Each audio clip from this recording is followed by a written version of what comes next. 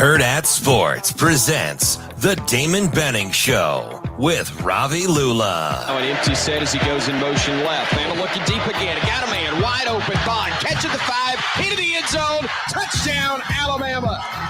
Isaiah Bond, 52 yards on the strike from Jalen Milroe, and Alabama has taken now a 9-3 lead. 5 seconds to go. He will toss it into the end zone at the 5. Larry into the end zone. Touchdown, Jackets. Touchdown, Jackets. 1 second left.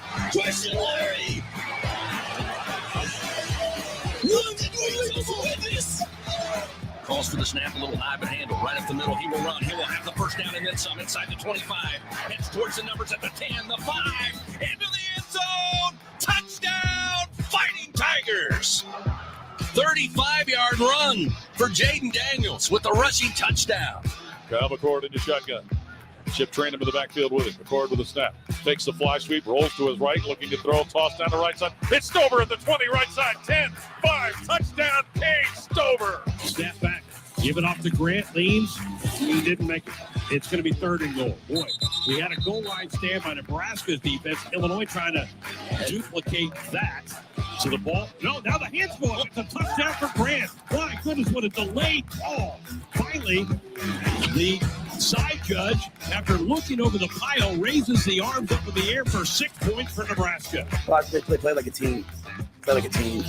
They're tough. You know, we went out Sunday night, and I said, was Sunday night worth it now? And they said, yeah, 100%. Guys when the mistake happens, guys are owning it. There's some really good defensive players on that football team. We just faced it, on that side. And I thought, for the most part, we had good protection. So I think we're a tough, resilient bunch. We didn't like the way we played last week.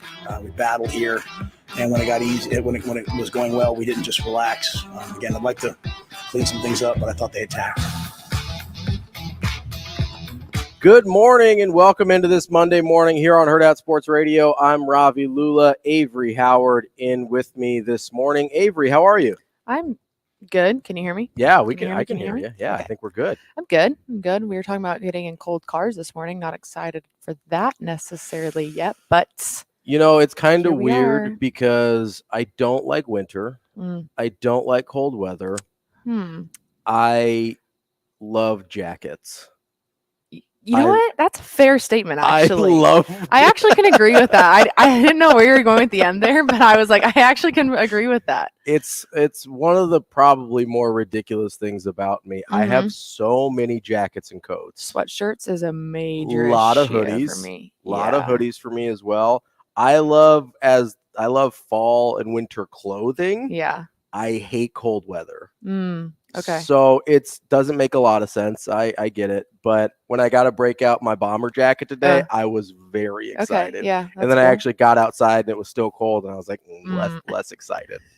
This isn't. I like the idea. I don't like the action. Yes. It's like I actually like wearing it, but I wish when I put it on, it still felt like summer. Yeah, like I look cool, but the reason for it, I'm out. Don't love it. Yeah. Also, jackets aren't like magical, so it's not like, oh, it went 30. Now I feel like it's 65 degrees outside.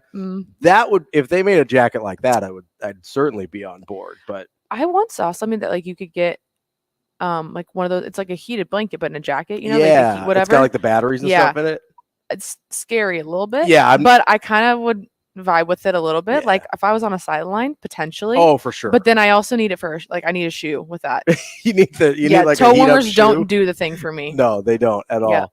I'm a little terrified of the heated jackets. Yeah, I don't really know how I feel about a battery in my jacket like that. I feel because not just the battery, right? But I'm afraid that the little packets or whatever would burn me. Yeah. And like I'm not I think I'll just be cold. It's not worth it. Yeah. I'm sure they've worked out the technology, but I'm not ready for it yet. It's not part of my plans in the immediate future. Plus they haven't made them cool enough looking yet. Like I need the jackets. If the jackets look better, then I would probably take it. Be like, I'll get burned. It's not a big deal. Yeah. Yeah. More of the story. It was good. Doing good this morning. Good. Yeah. It's a little chilly out, but we're okay. We got good. the heat pumping here at Hurrdat Sports Bar and Grill. And I think everything's okay. It doesn't smell like anything's burning anymore. So that's a plus. Yeah. There's always when you turn your heater on for the first time, it always smells like God, I hope I'm not burning my house down right now. Yeah. We had a little bit of that this morning, but I think we're okay. Yeah. Yeah. Hot glue guns off. Yes, I think the craft store is closed. We're good. It does like very much take me back to like my mom making little crafts and stuff. It's a potent smell. Yeah, it is. But no, we're here at Hurrdat Sports Bar and Grill, the H&H Chevrolet stage, and we're powered by Cornhead Lager, the official beer of the 1890 initiative, helping Nebraska football with their NIL contributions. Every beer you drink from Cornhead Lager responsibly goes to support the 1890 initiative and therefore Husker football. I'll take it. We appreciate their support as well. Coming up on the show today, it's going to be obviously pretty college football heavy. Nebraska coming off of a big win. Yeah. You know what we don't complain about here, Avery? W's. Any W's. Yep. We have not earned the right to complain about W's yet. I don't care how they look. Iowa doesn't complain about their W's, and they're uglier than anything. I am not complaining, especially road W's in conference. Agree. Okay, those are not easy to come by. Yep. So we are positive here on the show this morning about Nebraska's W's. We'll talk with Sam McKewon from the Omaha World-Herald at 8 a.m. 9 o'clock, we'll talk to Adam McClintock, the college football professor. He goes into, man, I love talking to Adam because he has football professor. What a sick title. And he goes deep into the analytics and stuff. It's awesome. And he has these coaching analytics where he basically, you're big into baseball, right? Yeah. So you know how they have kind of like all the adjusted statistics in baseball with the Sabermetrics where it's like adjusted for ballpark and adjusted for error and all these different things. He has these coaching metrics for college football that adjust for like differences in recruiting, differences in location, like all these sorts of things. Holy cow. And I love talking to him. His stuff is, I was DMing with him a couple weeks ago, like finding out about how he goes about his process without like, giving away the juice there. Yeah. Although let's be honest, he could tell me the exact formula and I could not replicate it. I'd be like, those are some fancy looking numbers you got there, bud. You keep doing that. It's like you keep doing you. But no, his stuff is incredible, and he breaks it down in a way that even idiots like me can figure out, which I appreciate. And then we'll talk to Eric Bailey of the Tulsa World. He covers Oklahoma, who had a huge win. Yeah. In the Red River rivalry. Yeah. Nailed it. Yeah. I sent you a good tweet this week about that. You did. Yeah. We're watching the game there, and you send me this tweet. And it's about how all of the announcers and broadcasters are really struggling with that. And I felt so much better because I have to think very specifically about saying it correctly. Yeah, I saw it and it cracked me. She's like, the best thing about watching this game is all the announcers trying to say Red River rivalry. And I was like, bang, spot on. Yeah, it made me feel much better. I was like, hey, I really am a professional broadcaster. I'm in good company. Seriously, so true. Yeah, you had Kirk Herbstreit in your company. Like, I was like, we're living good here. We appreciate it. You're just one of them. I don't know. Maybe someday. You can give us a call at 888-638-4876 if you want to be a part of the show. We got plenty of time for you here today.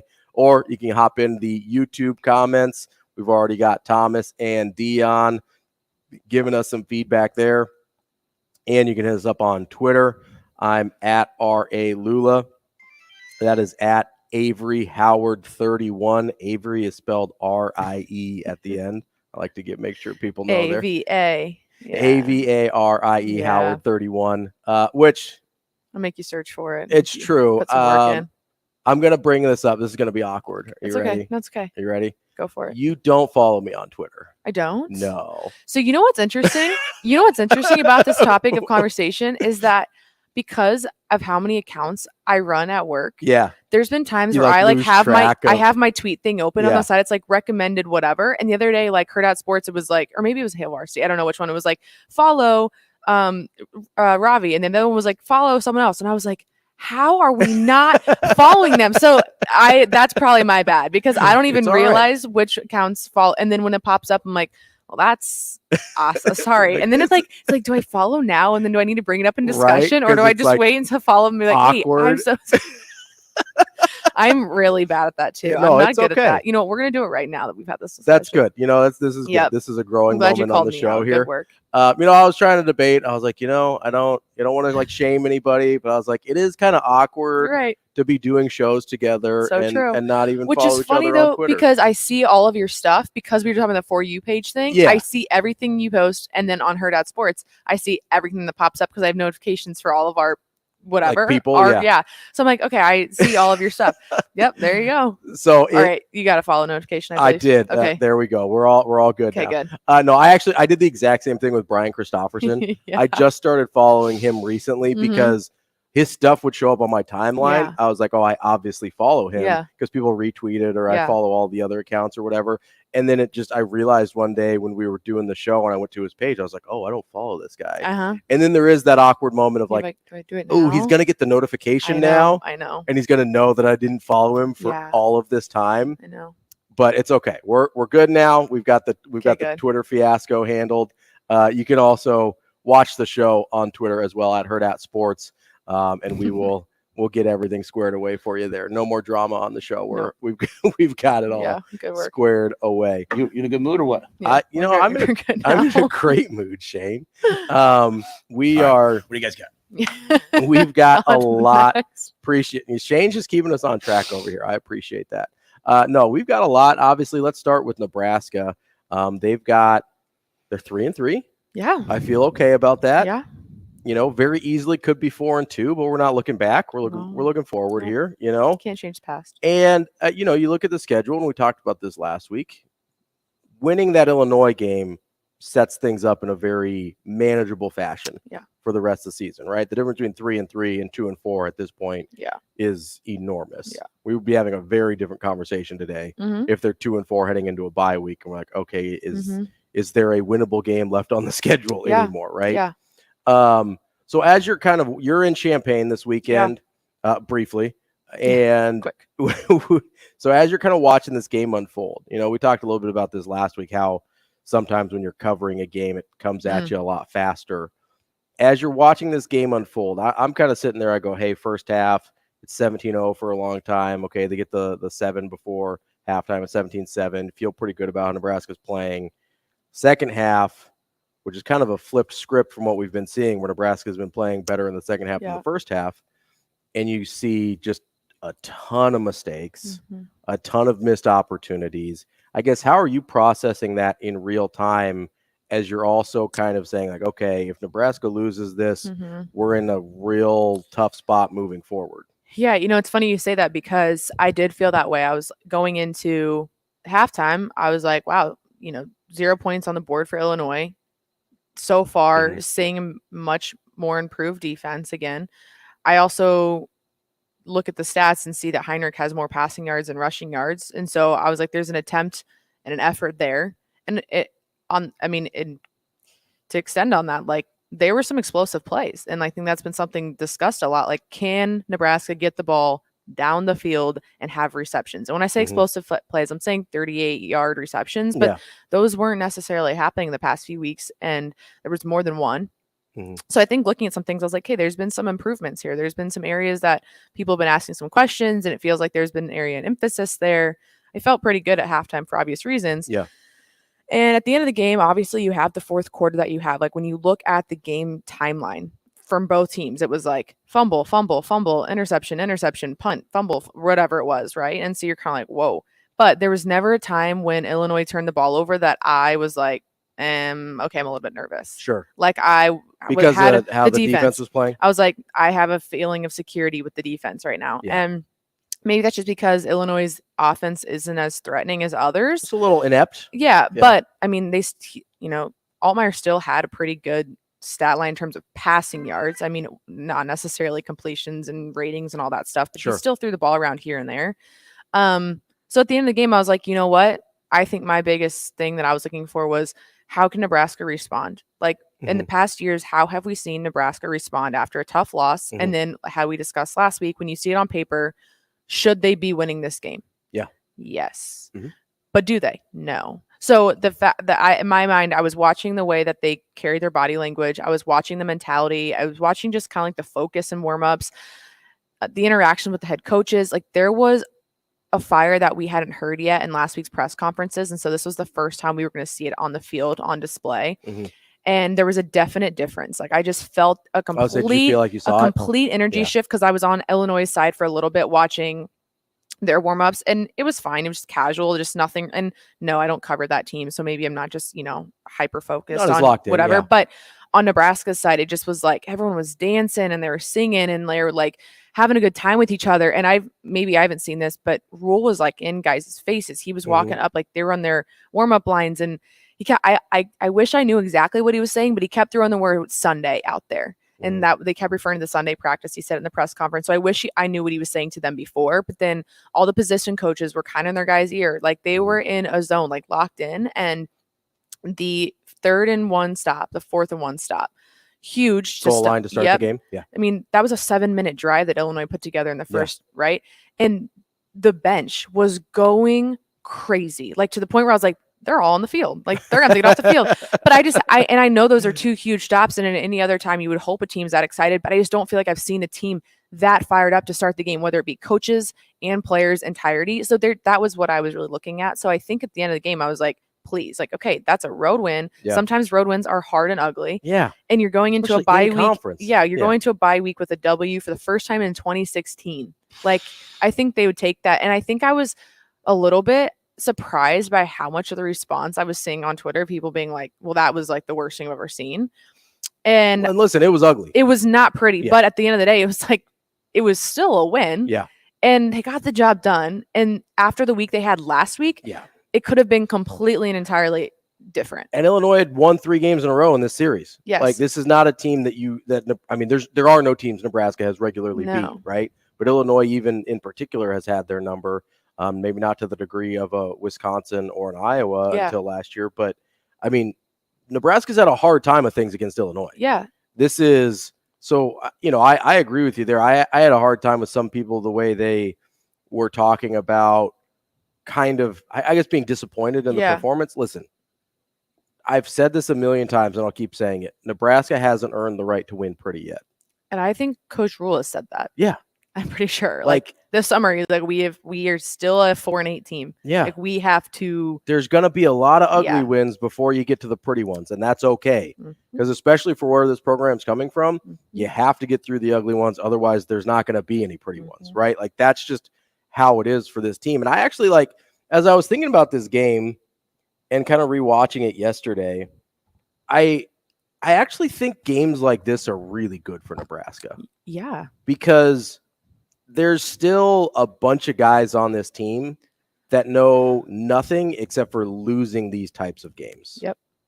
There are so many guys on this team that have lost almost this exact game before. Hey, they've got a double-digit lead. They're going into the 4th quarter. Oh, no, they start turning it over. Oh, no, there's a bunch of procedural penalties. And all of a sudden, boom, Illinois wins 21-20. And you're like, what just happened? Yeah, when did that happen? You're like, you wake up, you think you're in control the whole time, and you feel like you wake up from a fever dream, and all of a sudden Nebraska got another L hung on them. These wins are important for Nebraska to be able to, like, this is a dramatic way of putting it, but guys have to learn that when things start to go bad, that is not the end of them. Yes. And that's one of the things that they'll carry on throughout the rest of their lives, hopefully. Yeah. Right? Because bad things are going to happen. Yep. Bad things are going to happen to everybody, no matter how great of a life you have, right? Bad things are going to happen no matter how good of a football team you have. Yeah. You're going to have adversity. There's going to be a tipped ball interception, that just this random thing. You're going to have weird weather days. You're going to have bad days as a football team, no matter how good you are, right? We saw Georgia have a couple bad days a couple weeks ago. Yeah. And they're back-to-back defending national champions. We saw Michigan have a part of a bad day against Rutgers not that long ago. J.J. McCarthy threw 3 interceptions against Bowling Green. And being able to process that and go, hey, yes, that's not great, but that's not the end of us. That is not the end of our story. We can keep going. Yeah. Those are lessons that Nebraska had not learned and had not been a part of Nebraska football for several years. Yeah. And being able to do that on the road against a conference opponent, I'm almost glad that they didn't pull away and blow them out, right? Because they had to live with the tension of this game is still in the balance because of our mistakes for it, like a quarter and a half, really. Yeah. This game could have Nebraska could have put this game away a bunch of different times. I think they had 3 red zone trips in the second half without points. There was definitely multiple times where it was like, okay, it'd have been really great to convert there. Yeah. It'd been like, okay, got down the field and then 3, you couldn't. Yes. You know, that way, hey, it takes 2 touchdowns and 2-point conversions to beat them. And that never happened. You never got that extra 3 points. You never got that extra touchdown. And there's a part of me that's really grateful for that. Now, would I have been thrilled if they blew them out? Absolutely. Yeah. Like when it's 17-0 in the first half and they get that weird short kickoff that Illinois fumbles and Harburg scores on the next play. I was like, oh, we are beaten down tonight. Let's go. And it just, Nebraska's not that team right now. You know, would it have been super fun? Absolutely. Yeah. Right. Hurrdat Sports Bar was packed. It's a Friday night. Like, I think it's the busiest I've been here for a game day. It was awesome. And everybody was hyped. And then it just doesn't happen, right? They only score 3 points the rest of the game. Yeah, that's true. And it's frustrating in the moment, right? Because you're like, just finish them. Just put it away. Because the fans have seen it too. The fans have experienced the bumps in the road as well. Yeah. And it is super frustrating, and you just want to put them away because you're like, God, I don't know if I can take another one. Yeah. Right? Yeah. I don't know. This isn't good for the heart rate. It's like we eat too much ranch here in Nebraska to keep having these. We can't be doing this no more, you guys.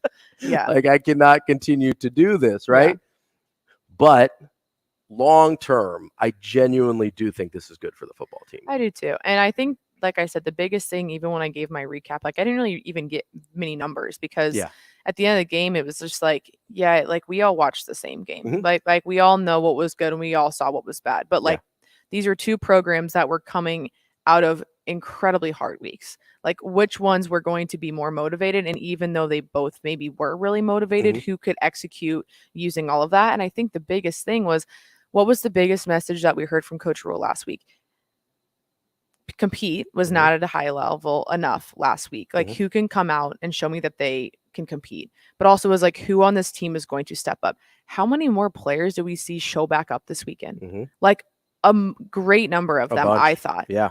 Like Isaac Gifford was incredible. All over the place. Like I thought John Bullock was great. Like Malcolm Hartzog was back. Like there was just multiple names that we heard in the beginning of the season that have been there. I mean, Newsome had his first career interception. Agree with you. Yeah. And it was like he's done a lot of small things right, but he just hadn't had kind of the home run yet. And that big play. Yeah. And then you have Phelan Sanford, who'd been talked about last week, has the hit to, cause turnover. So players that had their name kind of thrown out there here and there, all of a sudden were the headliner of the game. And yes, that was defense more or less, but even just some of the players that we thought needed to get more involved on offense, I think got some more touches, just little things like that. That I want to go back and watch the game as well and just look for more of the small little detail stuff because I'm sure those are in there. But I think that was the thing that impressed me. It was like when there is a respect mutually for coaching staff and their team, they were going to step up to the challenge because they could have heard that and been like, okay. Yeah, just checked out. Got it. And I think we've seen Nebraska teams do that recently. Yeah. Last week it could have been like, hey, got it, coach. Like, all right, we'll see what happens next week. Yeah. And then when the game starts to slide the other direction, it could have been, here we go again. Same thing we all say, right? What did Coach Rhule say? Our defense wanted to play again. They wanted to go out on the field again. Where I would be like, hey, defense, love ya, but can you stay over there and let the other one do it, okay? Yeah. You're great, but... We will continue to recap Nebraska all of the college football weekend. And I'm going to talk about my 49ers and what they did last night. All that and more coming up on Hurrdat Sports Radio. We will be back.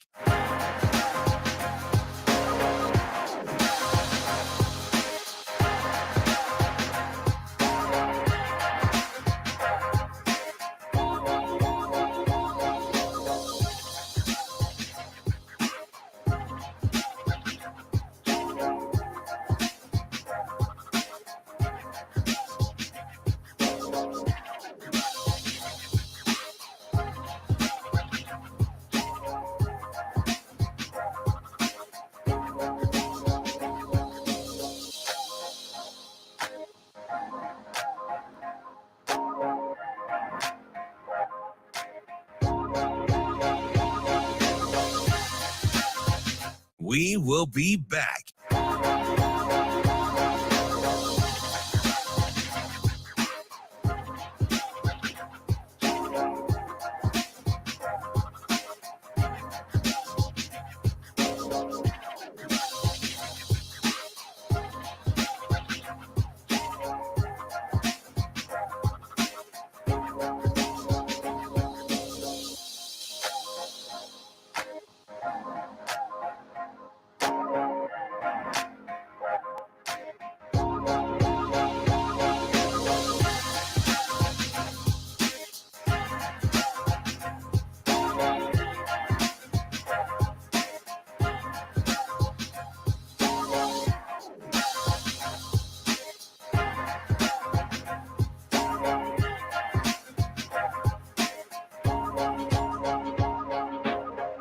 We will be back.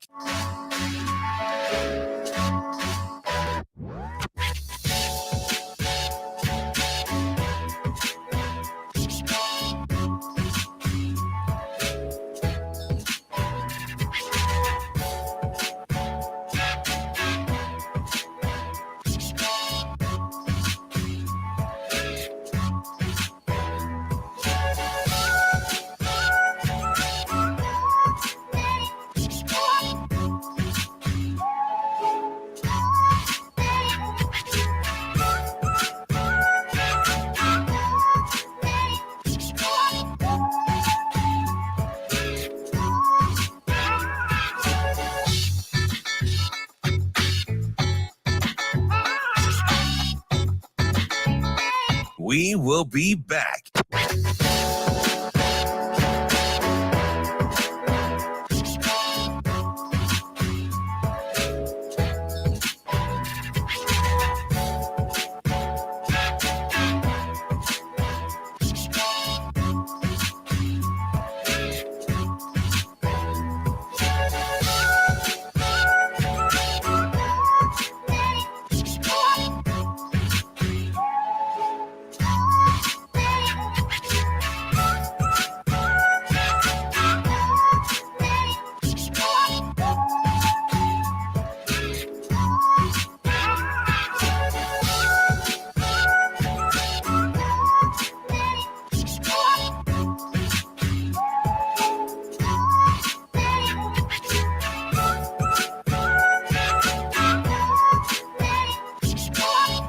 We will be back.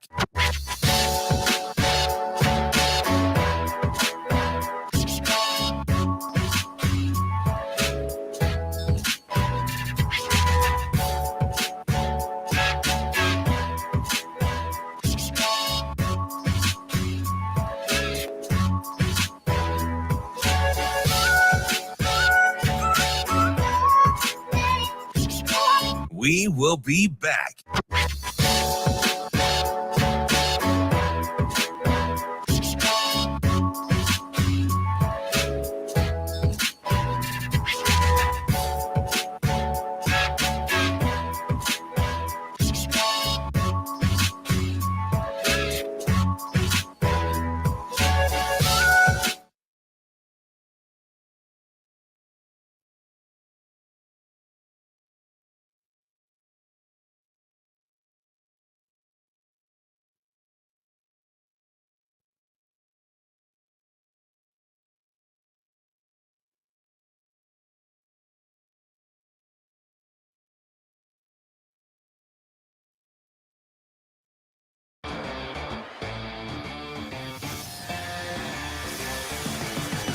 You're listening to Hurrdat Sports Radio. Well, they play like a team. They're tough. You know, we went out Sunday night. I said, was Sunday night worth it now? And they said, yeah, 100%. You know, guys, when the mistake happened, guys were owning it. You know, there's some really good defensive players on that football team that we just faced, you know, on that side.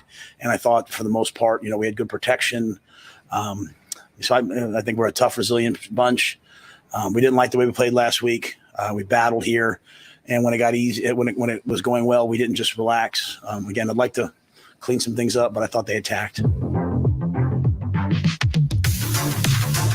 Welcome back to Hurrdat Sports Radio. I'm Ravi Lulla, Avery Howard with me this morning. You can hear us on AM 590 ESPN Omaha or ESPN Tri-Cities. Of course, you can follow us on YouTube and Twitter as well if you want to stream the show and see our lovely faces talking to you on a Monday morning. Get your week started off right.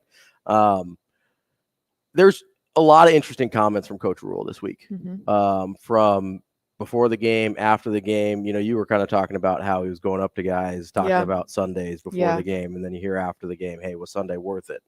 You know, and he goes, not to tell you I told you so, but kind of to tell you I told you so, right? Yeah. It's okay sometimes to tell you, like, hey, I told you so. I told you it'd be worth it, right? And it would appear that, you know, I asked this last week, you know, that there was this chance that if things go well, if this team responds the way Coach Rhule was hoping they would, and I think that we all were hoping they would, that this team, that we could look at that Sunday practice as kind of a turning point. And I kind of worried, like, okay, maybe I'm making too much of this, but then I hear Coach Rhule talk, and I'm like, oh, no, he made probably a bigger deal about it than I did. Yeah, well, it was spoken about so many times, like from every single coach, from every single player, like last week. And I think sometimes, like, you as a player, like, you dread the practice after a tough game like that. Like, you're dreading it. Like, it's causing some anxiety. And then once it's over and it becomes this like fantastic practice and it's a whole lot of hard work and you really can see what a team is made of, and you like, it's this reminder, like, that did not define us. Like, unfortunately, that's what happened to us and it wasn't our best, but like, it's not our identity. And so I think those practices sometimes are like, just it's you walk away with a much better feeling. It also clears the head. Like, it's a little cathartic, right? It does. It clears the mind a little bit. You can walk away and be like, hey, you know what? It's out of our system. We've proved it to ourselves as a team. We've had our grounding moment. We've all come together. Like, we know we cannot move forward without coming together. It's just not going to happen. And so those practices sometimes after a tough game like that sometimes are the best. Like, you know, they're going to be hard. The coaches aren't going to be easy, but at the same time, like, usually you walk away and the breakdown after practice is usually a much happier mood. And so I think sometimes on top of that, like, you have that, whether it was a tough game or not, or it was a Michigan game or not, I think walking away from that, it was a reminder for them immediately after that game that, okay, that sucked. Like, we still have the taste in our mouth, but like, we know it can be better. We know we have because imagine if they went into the bye week after Michigan. Yeah. Like, that and you just sucks to sit on for that long and then go to practice for 2 weeks thinking about Michigan. Like, you might fix a lot. 100%. Like, that sucks. Like, you might have to sit on that, like, and get better. But to not have a win under your belt or just have a competitive week of practice where you can work for something 4 days later versus 2 weeks later, and you just have this mindset of like, we've had a lot of great practices, but what the heck does it mean right now? Yeah, I'm sure they've had a ton of great practices that didn't lead to wins, right? Right. And so for them to have, you know, a really hard practice immediately after, and then let it pay off instead of being like, hey, we've had a really hard practice for 2 weeks because of that game, and we haven't really been able to do anything with it. Now it's just kind of like, this is tiring. This is exhausting. This is mentally straining to think about this. And it kind of leaves room for doubt to creep into your mind too, right? Yeah. When you've got 2 weeks of nothing but practice, let's say the bye week was after Michigan instead of Illinois, right? And you've got this horrible performance where, yes, you played a really good team, also didn't play very well, right? And you're sitting on that for 2 full weeks. It's like, yeah, that first week you might be like, yeah, okay, we're getting back at it. We're okay. And then you've got another full week without getting to a chance to prove yourself again. That's where you have to be really careful as coaches, because it can allow the doubt to creep back in over those long breaks of, maybe we just aren't that good. Maybe we aren't able to compete at even a Big Ten West level. It's like, yeah, we knew we couldn't compete with Michigan, but I mean, well, I guess we lost to Minnesota too. Maybe we're not even in that category. And maybe that's not the mindset of players, but if you look at the way these things have gone in years past, I think you'd be hard to argue that there's not some of that in there, right? Yeah. And go instead, Coach Rhule said something really interesting yesterday. He goes, hard or not yesterday, whenever he Friday night. Yeah. They're all, it doesn't matter. Especially with the Friday night game, my days are all discombobulated. But this weekend was fake. It was a false weekend. Yeah. But no, he says working hard is never a punishment. Yep. Right. And that can feel like kind of a throwaway cliche line, whatever. But then you think about it in the context of what you just talked about. Okay. They have a really hard game against Michigan where they don't play well. And then they come back immediately on Sunday with a really tough practice where they go full pads, which is super unusual. Mm-hmm. We talked to Michael Rose-Ivy about it on Friday, and he's like, yeah, I went under Bo, and he was a pretty hard dude, and we never went on Sunday like that. That's like an unusual thing. And it wasn't a punishment, right? No. I think you can look at, hey, we're going hard on Sunday because you weren't good enough on Saturday, and this is your punishment. It was like, no, I know and he said this, he verbalized this during the week. He goes, hey, I know we can play better than we did on Saturday, so we're going to go play better than we did on Saturday. Yeah, so we are going to. Immediately, right? We're going to show ourselves that we're better than what we showed on Saturday. And then when you reframe that, it's like, oh, that's not a punishment. That's an opportunity, right? That's an opportunity to remind yourself, hey, we're better than we showed.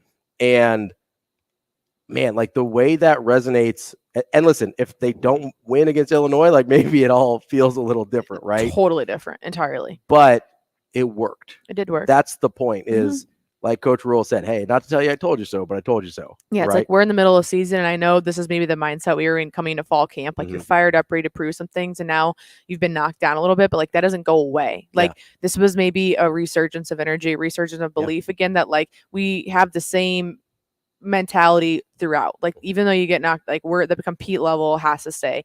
You know, I also thought about something over the weekend, just seeing so much of the feedback about this game. And yes, Nebraska's 3-3, had some losses that people think could have been wins. Like at least one. At least maybe you split Minnesota, Colorado. I think maybe like I think that's reasonable. Yeah. Yeah. But do you think as a fan base or even just those covering, there have been so many incremental improvements on this team that we as viewers have not realized have been so dramatically different than some of the years past that now our expectation level has gotten higher than we expected it to be? Yeah, we've already reset our expectations. Because it feels like the response that I saw this past weekend, I was like, it feels like a year ago, people were like, hey, sweet. Get that dub. Yeah, where it feels like this year already, just because of the mindset that we've heard and just the teachings that we've heard and just like the philosophy, that it's like, that was good, but I do think that like Nebraska has like a different level, or I think where I just feel like the ceiling has been lifted a little bit because of the staff and like the messaging that we've heard so much. Where last year it would have been like, hey, you know what, we'll chalk it up for a W and we'll see what happens next week. Where now it's kind of like, it was okay. Which I think the healthy place is a balance in between those things, right? Like be happy with the win. Yeah. Be happy with a road conference win because those are always hard, right? But also understand, hey, there's higher expectations and higher levels that this team can get to. Because, I mean, even if you look at it, all right, still missing Luke Reimer, maybe their best defensive player. Deshaun Singleton, who had maybe been up to this point their best defensive back through the season. He is doing some good things, Bo. Marcus Washington goes out on the first drive of the game, I believe, after that big catch. So you've got a true freshman, Malachi Coleman, getting a bunch of those snaps in. You've got your two starting running backs hurt. You have the guy that was your starting quarterback to start the season hurt. Yeah. Which we kind of just forgot about. Yeah. Like Heinrich Harburg wasn't supposed to be the starter. No. you know? And that's something I do want to talk about later. But, you know, there's all of these things that have happened. Like if Nebraska last year, I mean, we saw this. Anytime Nebraska was playing without a starting quarterback over the last 4, 8, 12 years, it's like, we're done here. Like, this isn't going to work out. You throw this guy in there that thought he was going to be a tight end in the spring, and he's like, hey, we're good to go. He's 3-1 as the starter. Heinrich Harburg is 3-1 as a starter. His one loss is to the number. Say it again. No, he's 3-1 as a starter. His only loss is to Michigan. I know. Listen, I get he hasn't played world beaters. Okay.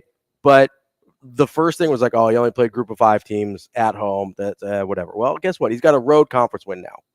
Yeah. All right. Like against a team that was 8-5 last year. I get that they've regressed this year in Illinois, but that's a road conference win. As a backup quarterback who's now 3-1 as a starter. Like that, I don't know that we appreciate how unrealistic that's been in Nebraska's very recent history. Yeah, like Heinrich's gotten love, but like have we, in terms of historical, looking at it, like especially recent history. Yeah. Right? This is not something Nebraska has historically done well. Yeah. We've been lamenting the lack of depth of the quarterback position for years, and rightfully so. Yeah. And then when it happens, we're just kind of like, oh, yeah, it's fine. Yeah. We don't even acknowledge it. Yeah. Cool. Yeah, of course he was going to do that. He's a Nebraska kid. Yeah, Nebraska kid. I was going to say, yeah. We will wrap up hour number 1 here on Hurrdat Sports Radio coming up next. We will be back.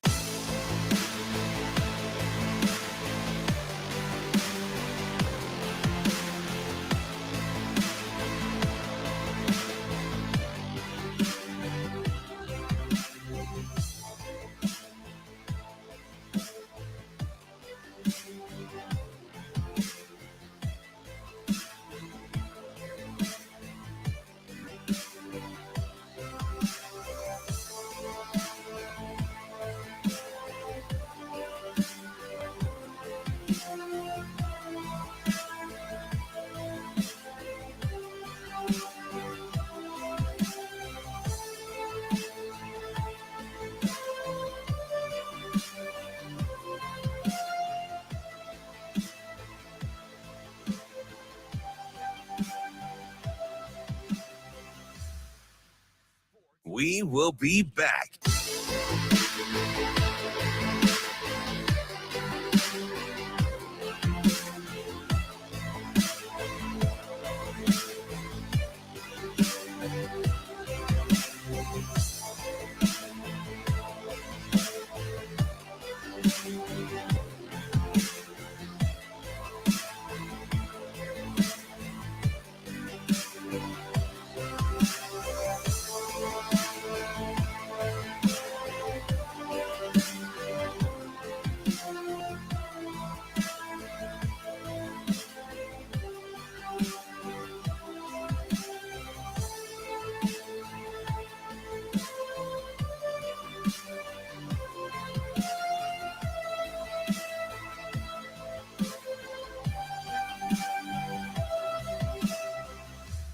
We will be back.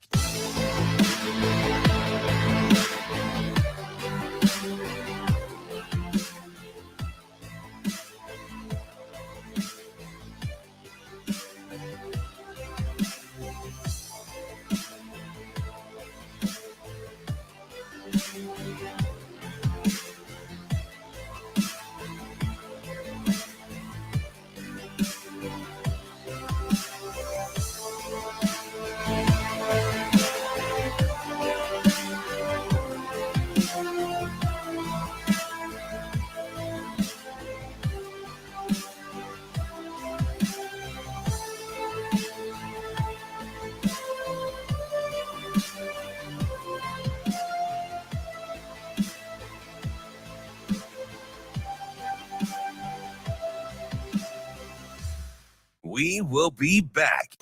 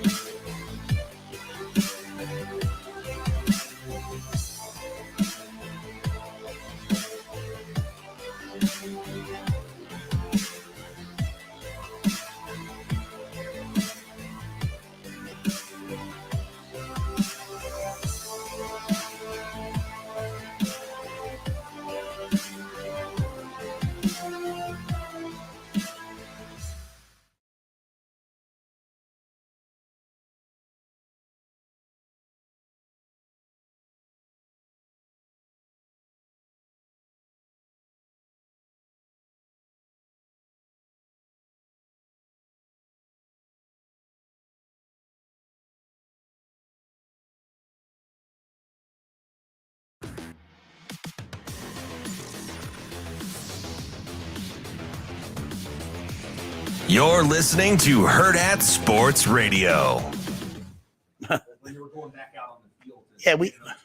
MJ said it before the game. The scoreboard is going to be 0-0 the whole game. You know, kind of what I said. You know, like our guys, people might not like me saying this. Our guys, they hear what everyone says about them, and they worry about what people say. I've said it week after week. So it's not like I'm even in wins.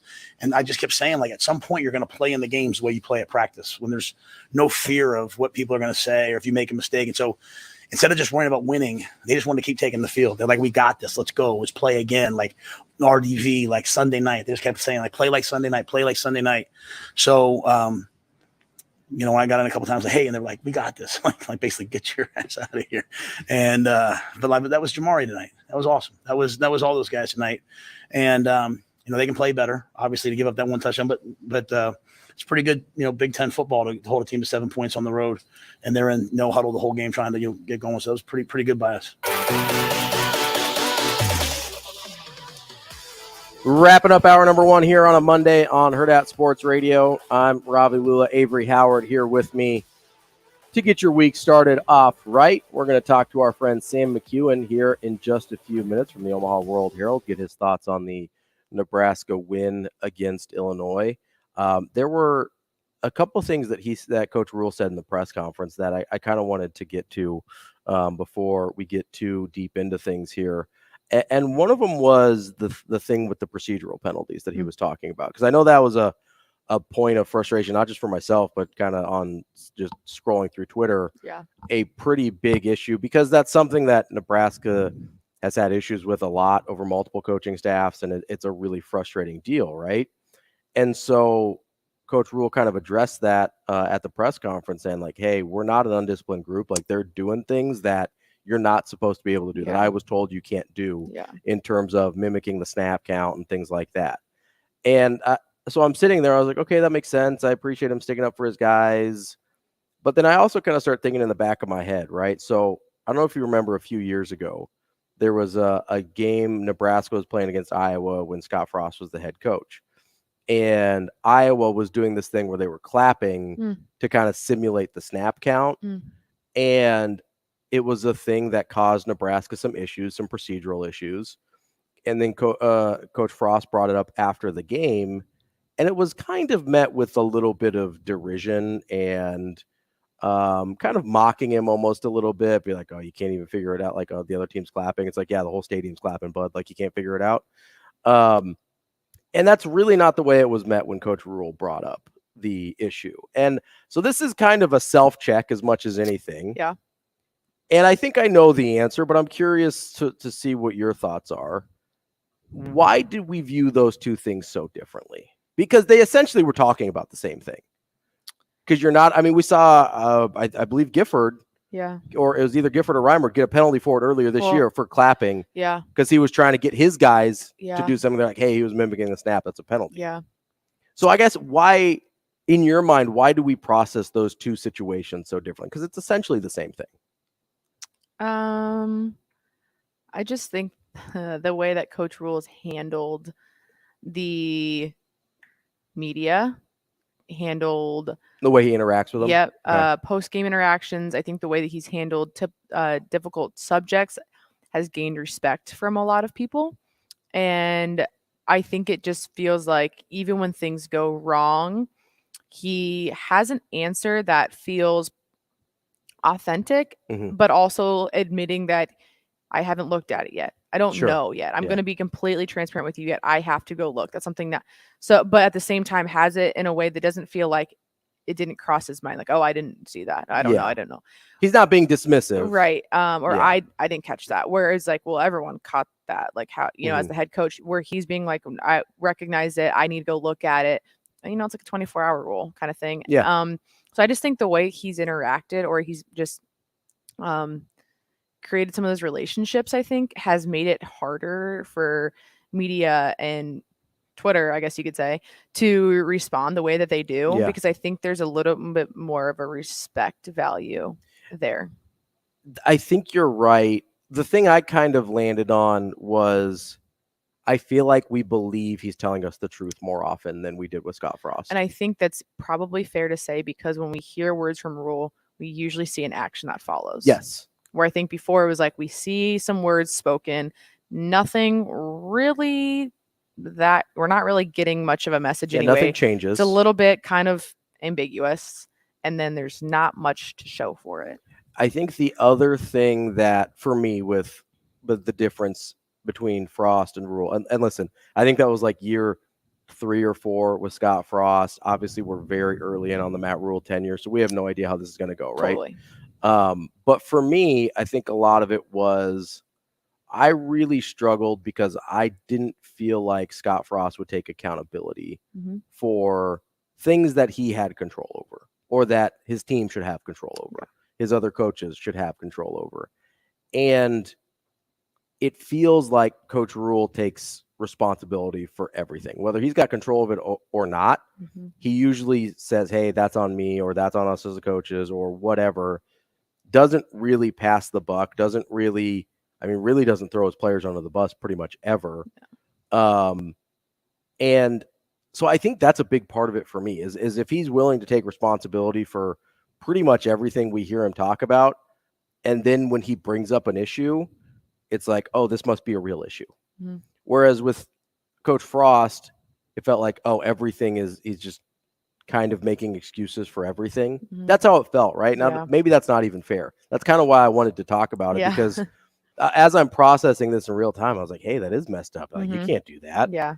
And then I thought back to this Iowa clapping thing, and I was like, am I being a hypocrite here? Like, I'm just, trying to, because I'm pretty out there. I wasn't a huge Scott Frost fan, especially the last few years of his tenure there.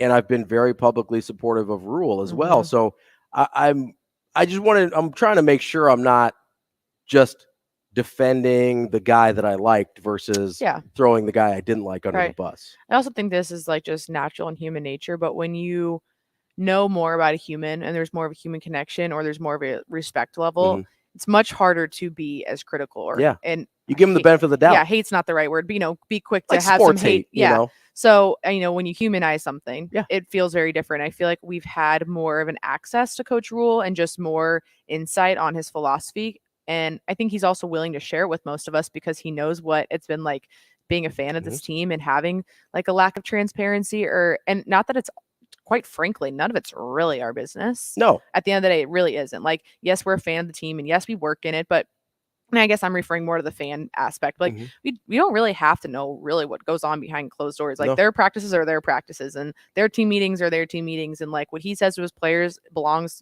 sometimes between a player and a coach. But I think just because the way that he's created those relationships, like I said, and I think people have gotten to know him and understand like what the mission, what the goal is. I think that was a little bit blurry in the last staff, that it was like, well, what are we working towards? Like, what is the goal right now? And when I think there's a lack of accessibility, and also you just don't really know someone, it's much easier to be like, well, I don't like you. I don't like what you have to say about that. It's the unknown, right? The unfamiliar that we kind of bristle up against, right? And it feels like we have a better relationship, for lack of a better word, with Matt Rhule after less than a year. I mean, he's 10 months into the job right now.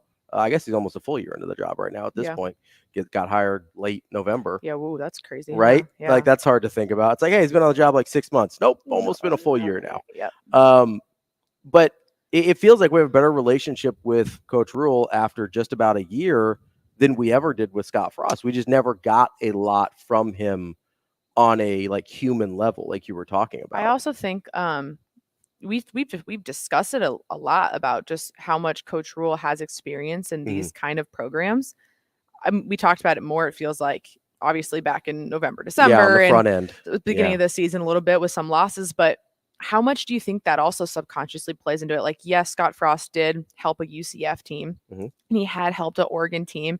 Never really, I mean, at UCF, yes, but he wasn't the head of the ship in some of those other programs he started at, where like we know in the back of our head that Coach Rhule has come in and done these things at multiple programs as the leader, and like I would say there's a respect from him. I mean, we've talked to someone last week and he was like, you guys are in great hands. Like, there's been a lot of people that have said that, like you're, it's good. I think Barry Tremmel last week with Oklahoma, when they were looking for a head coach, he said, hey, Brent Venables was my number 2. Matt Rhule was my number 1. Yeah. And so to hear that from other people, and for a program like Oklahoma, like they've been in college football playoffs very recently. So I think subconsciously, whether we realize we have that and that bias in the back of our head or not, we've also heard other people have high regard for him, but also we have proof to know that he has some process that he stands by. That when we hear it, it's like, okay, we're going to trust it. We're going to trust it. Where I think with Scott Frost, it was like, what grounds do we have to trust at the moment? Right. After they start to struggle with Frost, right? Yep. You look back and you're like, that resume is maybe a little lighter than I realized. Yeah. You know, like, oh, he's only been a head coach for 2 years. Yeah, the quick turnaround at UCF was only so exciting for so long. Yeah, it's right? like 2 years at a group of 5 schools as a head coach is all of his head coaching experience, right? Mhm. And I guess I didn't realize he didn't call plays the whole time at Oregon as the offensive coordinator. He was kind of and Mark Helfrich was calling plays, and you start to look at it really fast. And I think that kind of speaks to, I don't know if it was everybody or just me or just kind of the people that I talked to. There was always like a little bit of anxiety with Scott Frost because you're like, I think he can do it. I think he's the right guy to do it. But there was always a little bit of like, he hasn't actually done it. Yeah. Right. Especially not at this level. And with Coach Rhule, there's no question about that. Right. He did a group of 5, he did a power 5, and now he's here. Like, there is a track record of, yes, this guy knows what he's doing. Yeah. Right. Yeah. And so I was just curious because I really, you know, I found myself kind of a little bit grossed out by myself, almost like, a little bit. No, you're like, oh, am I doing that thing? Shoot, was I the Twitter troll? It's like, was I the problem? Is it me? Is it me? Am I the drama? Am I the drama? Oh no. Wrapping up hour number. It's okay. You know what? The first step they say is being aware. Right? Yeah. So it's admitting that you've got a problem, right? So I'm glad we could have one this step forward little therapy session here to wrap up hour number 1. Coming up next, we'll have Sam McKewon of the Omaha World-Herald on Hurrdat Sports Radio.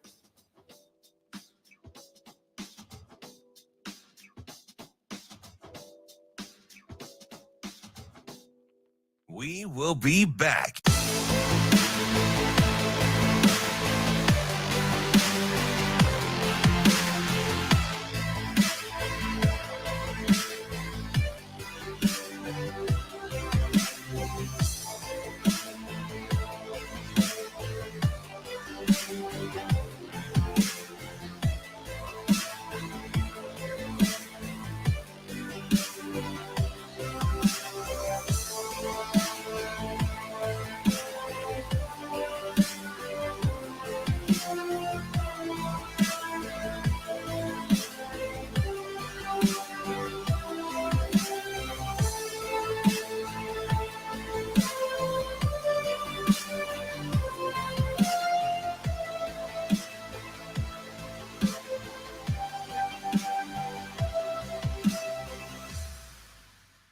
We will be back.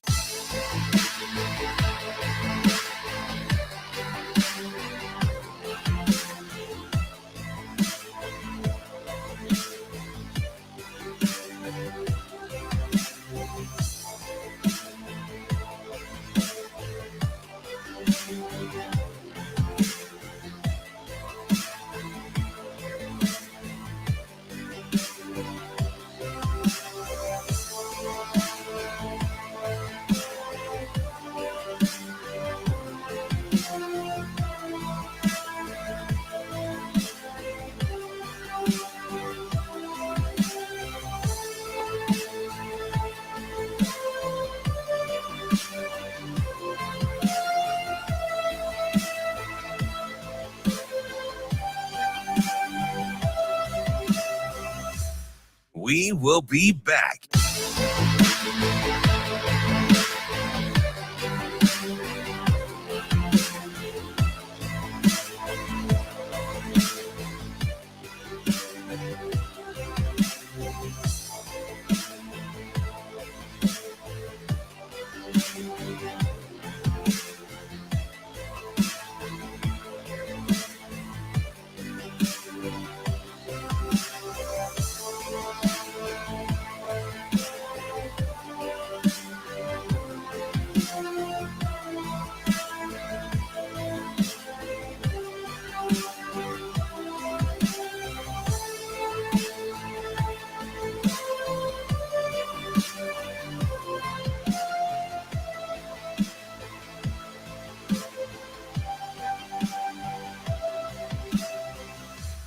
We will be back.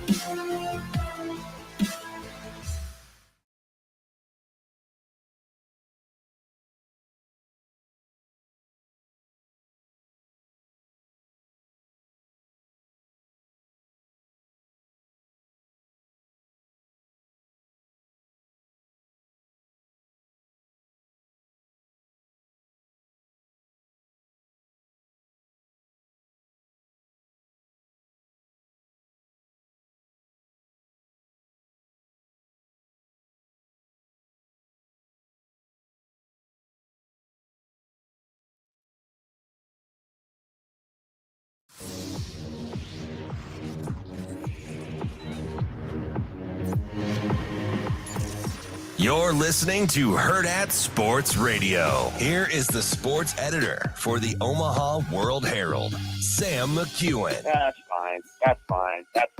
Sam McKewon. We're gonna throw the ball, and you just stand back there and throw it where you want to go. That kind of thing. Sam McKewon. Are you guys going? Sure. Now, Sam McKewon. Last week, Michigan had always had like an explosive play. And so when they kind of methodically went down the field, you could feel our guys almost like, oh, geez. And we told them Illinois has started with the ball in every game, I believe. And they've gone down the field and either scored or missed a field goal, I think, at 4 of the 5.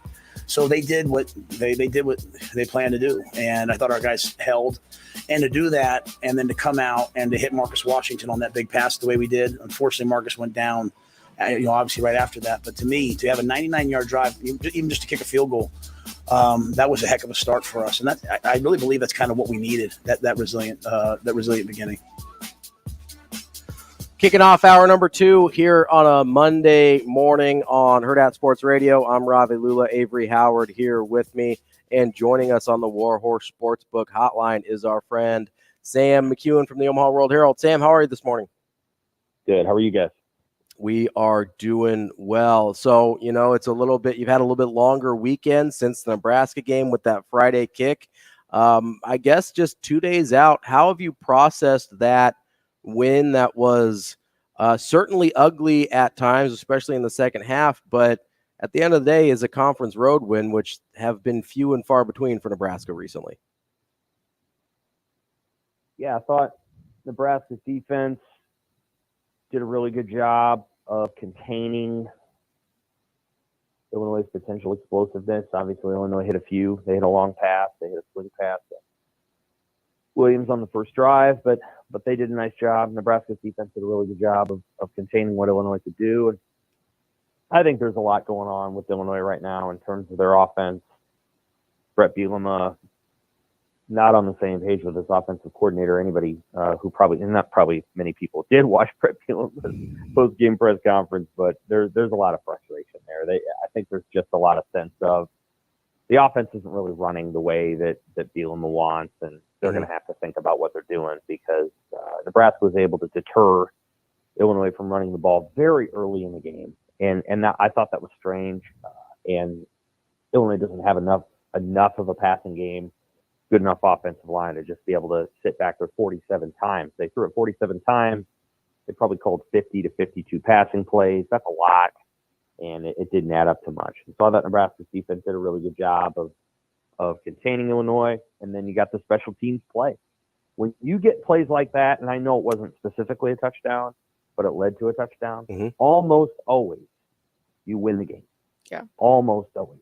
If you get a touchdown that's related to special teams, you usually don't lose. It's one of those deals where it pisses off the other team so much. It's so demoralizing, and in a lot of cases, coaches will go back and go, so stupid that it creates just this sense of frustration. And I think that play kind of sealed the game. Now, Illinois had plenty of chances in the second half, and Nebraska should have won the game by 30. Didn't. But that play, Grant Taggy's hustle and all the rest, and that sinks you. And Nebraska was able to capitalize, and I think that was kind of the game. They got some things done in the special teams phase that helped, and they were able to drive it home. Wasn't a pretty game on offense, but didn't have to. Last week, we heard Coach Rhule challenge his team a lot. And, we heard in the Monday press conference following the Michigan game, we have to have our guys show up. Me and Ravi were talking about this a little bit earlier. It felt like some specific guys kind of rose to that challenge. Just names we heard earlier in the season be called a lot more on Friday. Who impressed you on Friday, or who do you think kind of answered that call for Coach Rhule? Bullock, yeah, Henrich. Isaac Gifford had maybe his best game, and Gifford had the play against Michigan, and I don't know. I mean, he's probably not going to forget it because that's the kind of guy he is. But the middle of their defense, Hutmacher played pretty well against Michigan, but he had a good game. Some of their edge rushers, I thought Princeville had a good game. Jamari Butler had a good game. So mostly guys on the defense. Yeah, I don't know that Nebraska played that poorly on offense against Michigan. There's certainly things that, hindsight being 20/20 again, maybe you do a few things differently in that game. I thought they abandoned the run quickly, but But I thought Harburg played okay against Michigan, and I thought he played okay at times against Illinois. I think especially in the first half, he did good things. Second half, I think there was a little bit of unfocus there, whether it was play calling or it was some of his decision making, the crispness of the execution. Again, Nebraska has a tendency when they either get way behind or they feel like they've got a lead to start like, okay, let's grind clock, let's put this thing in our back pocket.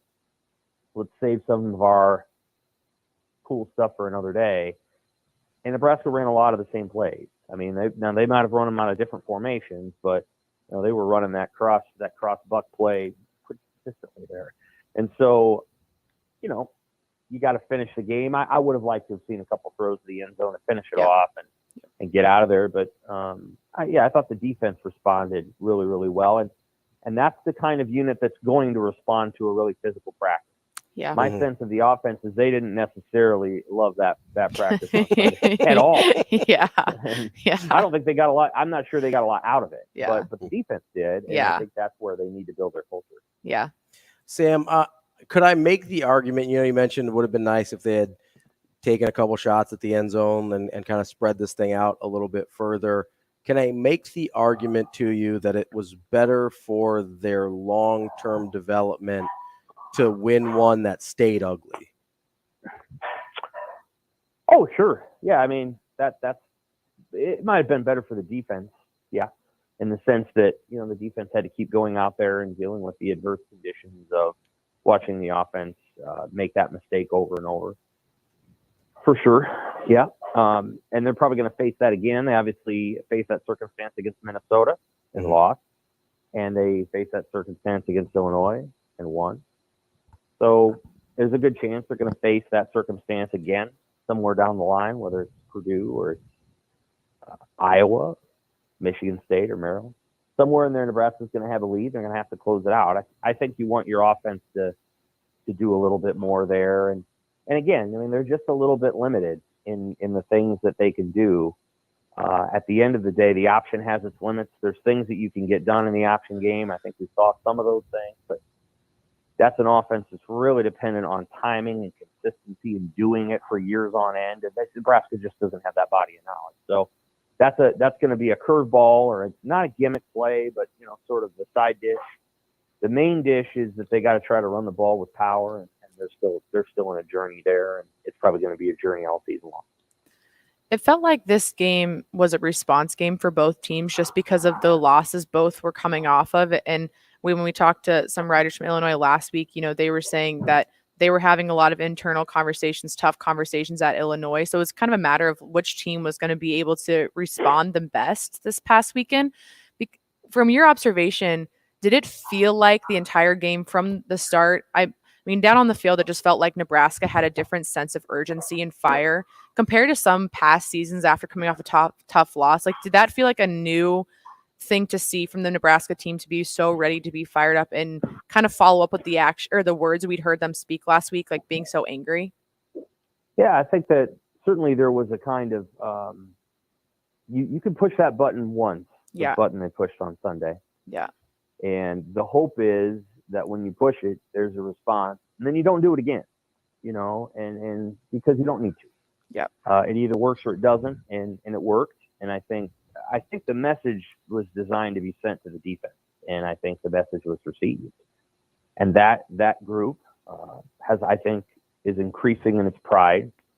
It's been a long time, Avery, since Nebraska has really decided to lean on its defense, really since the Bo Pelini era. They just haven't been that kind of program. Yeah. And so it's been a while since they've really wanted to say the defense is what's going to win us this football game. And I think you can always appeal to the emotional pride of defenders. Offense is a little trickier. It's execution. It's play calling. It's the right moment at the right time. There's a thinking component to it that any quarterback's got to grow into. You wouldn't expect Harburg to know all the things that need to be done over the course of 4 hours. But on defense, you can get a lot done by playing really hard and running to the ball and hitting violently. And I think Nebraska, so long as it retains that identity, and they're playing a bunch of guys, which motivates people. When they get on Riley Van Poppel played 4 plays, but one of his 4 plays was one of the most important plays of the game. Anytime you can play a bunch of guys and you can motivate them by, this may be the play that determines this game, the 4 plays that you're on the field, I think you're starting from a good place. Now, to go to the next level, which anytime we do this, we look at what just happened, what's going to happen tomorrow, what's going to happen next week, what's going to happen in 3 years, what's going to happen in 5 years. To get to the next level, especially with Oregon and Washington coming in the league, and USC and UCLA, you have to score points. You have to find a way, because you put Nebraska's hard-working defense on a field against Oregon or USC, they're not going to hold those teams to 7 points. So you've got to find a way to put points on the board sooner or later, and Nebraska's got to continue to work on that. We're talking with Sam McKewon from the Omaha World-Herald. Sam, you mentioned a couple times sort of the limitations of the offense, which I don't think any reasonable person could argue with you. But I'm curious what you kind of attribute that to, because there are a lot of sort of variables on the offensive side of the ball right now, whether it's, top 2 running backs being out, 2 of the top 3 wide receivers being out. Obviously, the original starting quarterback is out. There's been some guys being banged up on the offensive line as well. I mean, how much of the limitations do you think are due to personnel issues from injury standpoint, from personnel issues from, hey, Nebraska maybe just has never had the guys this year that were going to be a real high-powered offense? And how much of it do you maybe think is either schematic or play calling? I think most of it's personnel related. I think certainly Nebraska would be a better offense if Marcus Washington, Isaiah Garcia-Castaneda, Xavier Betts were all on the field. I think Nebraska would be a better team if it had 3 running backs instead of, or 4 instead of 2. Emmett Johnson appears to be the second guy. Emmett had a couple of good runs. I know he fumbled the ball, but I think he also had a couple of good runs. So, I think, sure, that if they had more personnel, it'd be better. I think that the challenge with an offense like this is, again, they want to run power, so they're often out there in 12 personnel, or sometimes in 22 or 21, but a lot of times the fullback functions as a tight end in the backfield, even if it's Bonner. I think it just takes time to learn how to run this offense. It's a power-based offense. You have to learn how to block. Your running backs have to learn the difference between what a zone, running the zone and running a gap play. There's a lot of pre-snap shifts and trades and all these other things. It's an intricate kind of system. What you're trying to do when you're doing that, by the time you get set and it's time to run the football play, you kind of have a pretty good idea of where everybody's going. It looks real pretty when it works. You have an idea of where everybody's going, and the defense is trying to figure that out for a half second and hope that you hit something. And so that takes time. I would describe it as a big play offense, and big play offenses usually have pretty good play design. Look at the 49ers last night, for example. Look at the Dolphins, which run pretty much the same offense. They run it with some better players than the 49ers at receiver, but they run pretty much the same stuff. They're actually designed to hit big plays. People might think it's a grinding out offense, but that's actually the no-huddle up-tempo thing where you're running the same zone play 5 times in a row. So I think they're trying to figure out how to run certain plays and get better at that stuff. The body of knowledge will build over time. We'll see where it ends up, by the end of the season, by next year, so on and so forth. I think, again, Rhule has a 3 to 5, he has a long view and a long vision window, and he knows that eventually and Marcus Satterfield knows, eventually you've got to be able to throw the football. You do. Now, Michigan's able to do what it's able to do, and good for Michigan. But when Michigan goes to the playoff, or they play Ohio State, they have to find a way to throw the football. You can't go into those games and throw it 12 times and think you're going to win. So, Michigan knows that, and Jim Harbaugh can throw the ball whenever he wants, and they could throw it for a lot of yards. They're really good at throwing the ball when they want. Nebraska's got to get there. They have to be able to throw it 25 to 30 times a game and feel comfortable completing 20 of those passes. And that's going to take some time, and it's probably going to take better players, and it's going to take Malachi Coleman and Jalen Lloyd learning how to play the position, because they need to play more, especially if Marcus Washington's hurt. Yeah, coming off a bye week, you have an extra week of healing for Jeff Sims, sounds like. So Coach Rhule's told us how comfortable he would be playing a 2-quarterback system. Now that we were speaking on this earlier, Heinrich's 3-1 in that position, maybe that's an unjust, comment just because of the situations Jeff Sims was in the first 2 weeks. But how do you feel like this offense finds a rhythm and then maybe inserts another quarterback into that and also trying to figure it out then as well? How does that change maybe the look of what this offense could be? Well, I'm not coach or player or former player or any of these things. What I'll say is that the concern that I had with Sims in the 7 quarters that he played was when he throws the ball, it's about 3 yards off the ground, 2 yards. I mean, he just throws a flat ball. Yeah. And so if he can come back and there's a layer, he's able to layer a throw or he's able to get into a window and make a throw, that would be great. I don't know where he's at there. I think they could probably run pretty equally. Harburg may be faster at his top end speed, but I think Sims is probably very similar in his acceleration ability. Yeah. I don't think there's a lot of difference between the two guys. I do think that Harburg has shown a few things throwing the football that it's raw and there's a long ways to go, but there's things that you like. There's definitely things that he hangs in the pocket a little bit, and I like that about him. And yeah, he's thrown a couple off his back foot, but he's done a pretty good job of moving around the pocket. People forget that when he was in high school, he basically ran a shotgun passing off, and he does know how to do that. There's a body of knowledge there. There is too with Sims. So maybe Sims will get back in the game and he'll look really, really good, and you'll have an interesting conversation to think about. I think we're just going to have to see. Certainly, they thought Jeff Sims was by far and away their best choice before the season, and they did that because obviously Casey Thompson left, but so did Logan Smothers, and Smothers would be a great fit for the option that they're running now. So yeah, that's a good point. And so and he left, and he's having a good season. It seems like. Yeah. And they're running. It's Rich Rod's offense. Mm-hmm. So, he's running it fine. Yep. But I think the point being that to get where they want to go, they've got to be able to throw the football. And I'm not sure what exactly they saw on film with Sims before he got here, but Sims needs to throw a ball with more touch. There's just no other way to put that. He's thrown 3 interceptions in 7 quarters, where, quite frankly, the ball just was thrown on such a line that A, he didn't see the guy in front of him apparently, but B, that he just threw it right to him. And you've got to throw the ball with a little bit more touch, and Harburg's generally done that, and so I think that's the area where Sims has to continue to grow. I won't surprise me if Jeff Sims gets a drive or two against Northwestern. He might even get it in the first or second quarter, but I think Harburg may have earned the opportunity to be the starter at the same time. He's played okay. He hasn't played poorly, so he hasn't been the problem. On offense, if they've had one, it hasn't been that. So I think he'll get another chance. Sam, just kind of talking about Harburg and his progression over his 4 games as a starter, plus you mentioned the quarter at the end of Colorado there. Have you seen a noticeable progression with him as a passer? Because from my vantage point, it does seem like he's getting more comfortable throwing the football. I'm curious what you've seen in terms of his progression there.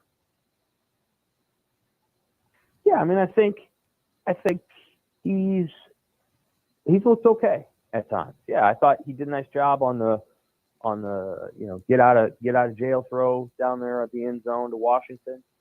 Threw it a little behind him, which isn't a bad thing. What you're trying to do there is get a completion. Mm-hmm. If you got to underthrow it a little bit and throw it back shoulder, you do that. I thought that was a good throw. I thought the first 3rd down throw to Fedoni, he was off his back foot a little bit, but he did a nice job there of being patient and letting Fedoni shake that guy loose, which he did, and making that throw. I thought he found a way on 4th down, the sidewinder throw to Alex Bullock. I think that's a heck of a play. Like on 4th down, you do whatever you got to do. Mm-hmm. You don't worry about how pretty it looks. And he got it done, and that was a good throw. So there was some moments in there where you like what you see. Again, I think that the physical components and tools are generally there. Then it just becomes a question of, you tighten things up? Can you read defenses? Can you get some either Coleman and Lloyd to kind of accelerate their growth process, or can you get some players who, in the transfer portal for next year and all those things? Yeah, I mean, I think he's played okay, and Nebraska's got one of the the least not explosive, but they're throwing for fewer yards than pretty much every team in the country. So we don't want to pretend that they're whatever. But if I look at where Ethan Kelly McManus was at the beginning of the season, and I look at where he was against Michigan, I think Harvard's caught up to him. Kelly McManus throwing 2 pick sixes against Michigan. So I mean, I think you go into the second half of the season, the defenses are going to watch, and they're going to be like, all right, here's how we're going to get this guy. And so Harvard's going to have to pay attention to that, and we'll see where it goes. But I think he's doing okay, and I think he'll continue to develop. Sam McKewon from the Omaha World-Herald joins us every Monday. Sam, we appreciate your time. We'll talk to you again next week. Take care, guys. Thank you. That's our friend Sam McKewon from the Omaha World-Herald. Some really interesting stuff there. There is a topic I want to get to that he touched on briefly, right, when we were talking about Jeff Sims and Heinrich Haarberg. And it's a thing that I'm utterly fascinated by. And it's how you have these guys in whether it's your quarterback room or wherever, right? You have these guys on your team, in your room, and you don't understand what you have, right? And I think there's some of that here with Haarberg. There's definitely like the Brock Purdy thing blows my mind, right? Not just because I'm a 49ers fan, but I think anybody who's, likes the NFL and paying attention to the NFL dreams of that situation for their team, right? Where they draft a nobody pick, right? Whether it's in the third round, like the Seahawks got with Russell Wilson, whether it's in the 6th round, like the Patriots got with Tom Brady. Not saying Brock Purdy's on those guys' level yet. I mean, he's probably better than Russell Wilson is right now. Or, Mr. Irrelevant the way Brock Purdy was. I'm fascinated by this idea of, and part of it's because I coached for a long time, and I kind of sit here wondering to myself, like, did I have one of those guys on my team that I just didn't play? Yeah. You know what's interesting about this, though, is like, was Brock Purdy really that irrelevant, though? Like, he had a great career at Iowa State. He did. Like, but he was totally forgotten about as an NFL prospect. 100%. Yeah. But like, when you look at what he did at Iowa State and like just the belief he brought, I feel, to that program, like when you look at his long list of like awards and honors at Iowa State, like it just keeps going. It just keeps going. Like it just keeps going. And like almost 4,000 passing yards in his senior year, like had a pretty, I mean, he took Iowa State to a Fiesta Bowl. I was just going to say Iowa State. And by the way, like a Fiesta Bowl offensive MVP. Like I understand, like, when those things don't translate. Like you can have a great college quarterback and it just doesn't make sense in the NFL. A lot of times. But I feel like to watch it pay off the way it has before, I feel like it was kind of like, okay, like I'm happy that he's getting the opportunity, because like we did see flashes of this at Iowa State. Like it is crazy. Like you see them do great in their college career, and then we consider them forgotten, and then they go and do what they did at college on an NFL field, and it's like, well, I guess we had seen some of this. Maybe we should have known. Maybe we should have. Maybe just, I don't know, take it for what its true face value was. I want to get more into that coming up next. We will have more of the show for you here on Hurrdat Sports Radio. We will be back.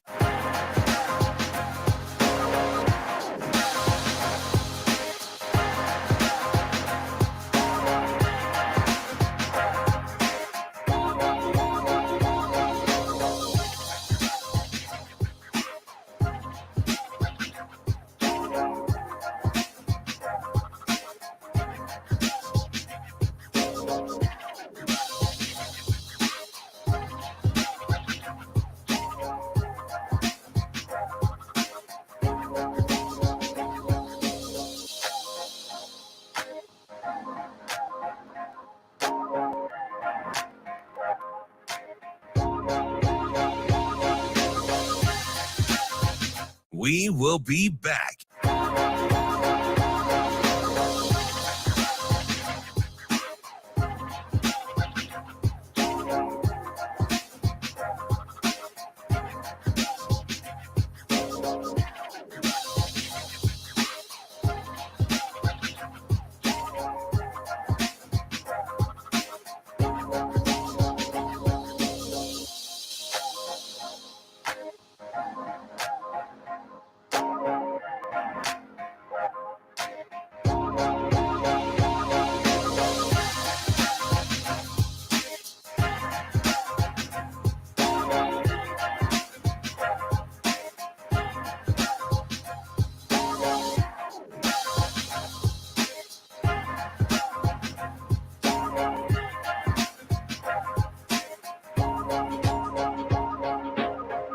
We will be back.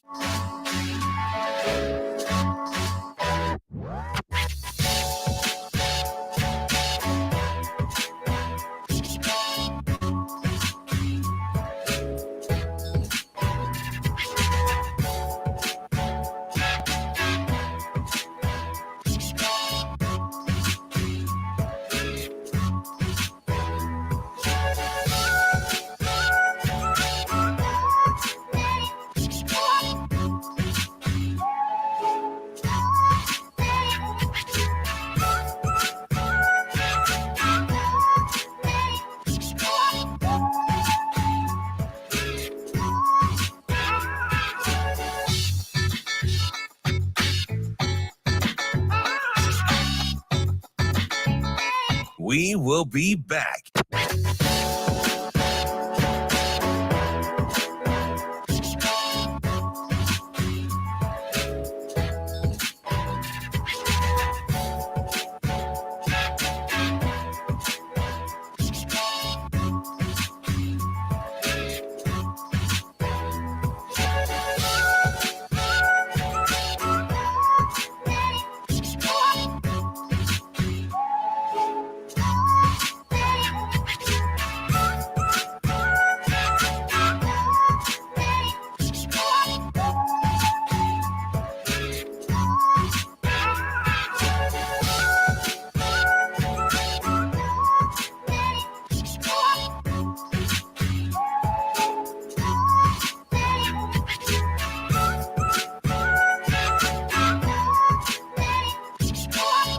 We will be back.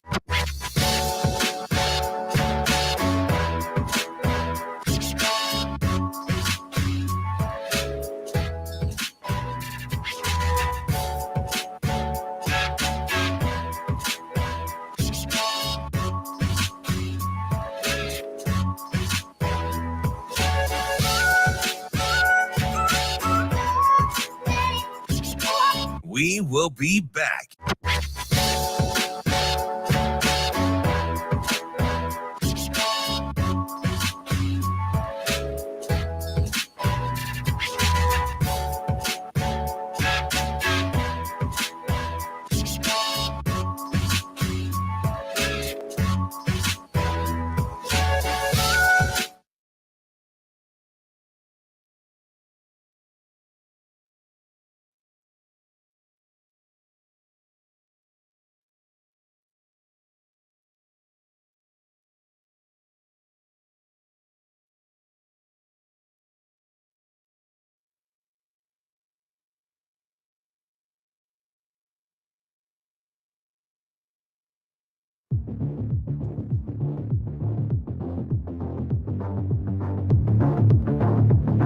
Welcome to Hurrdat Sports Radio. There's George Kittle going in motion right, and he also bumps CeeDee Lamb on that shallow cross.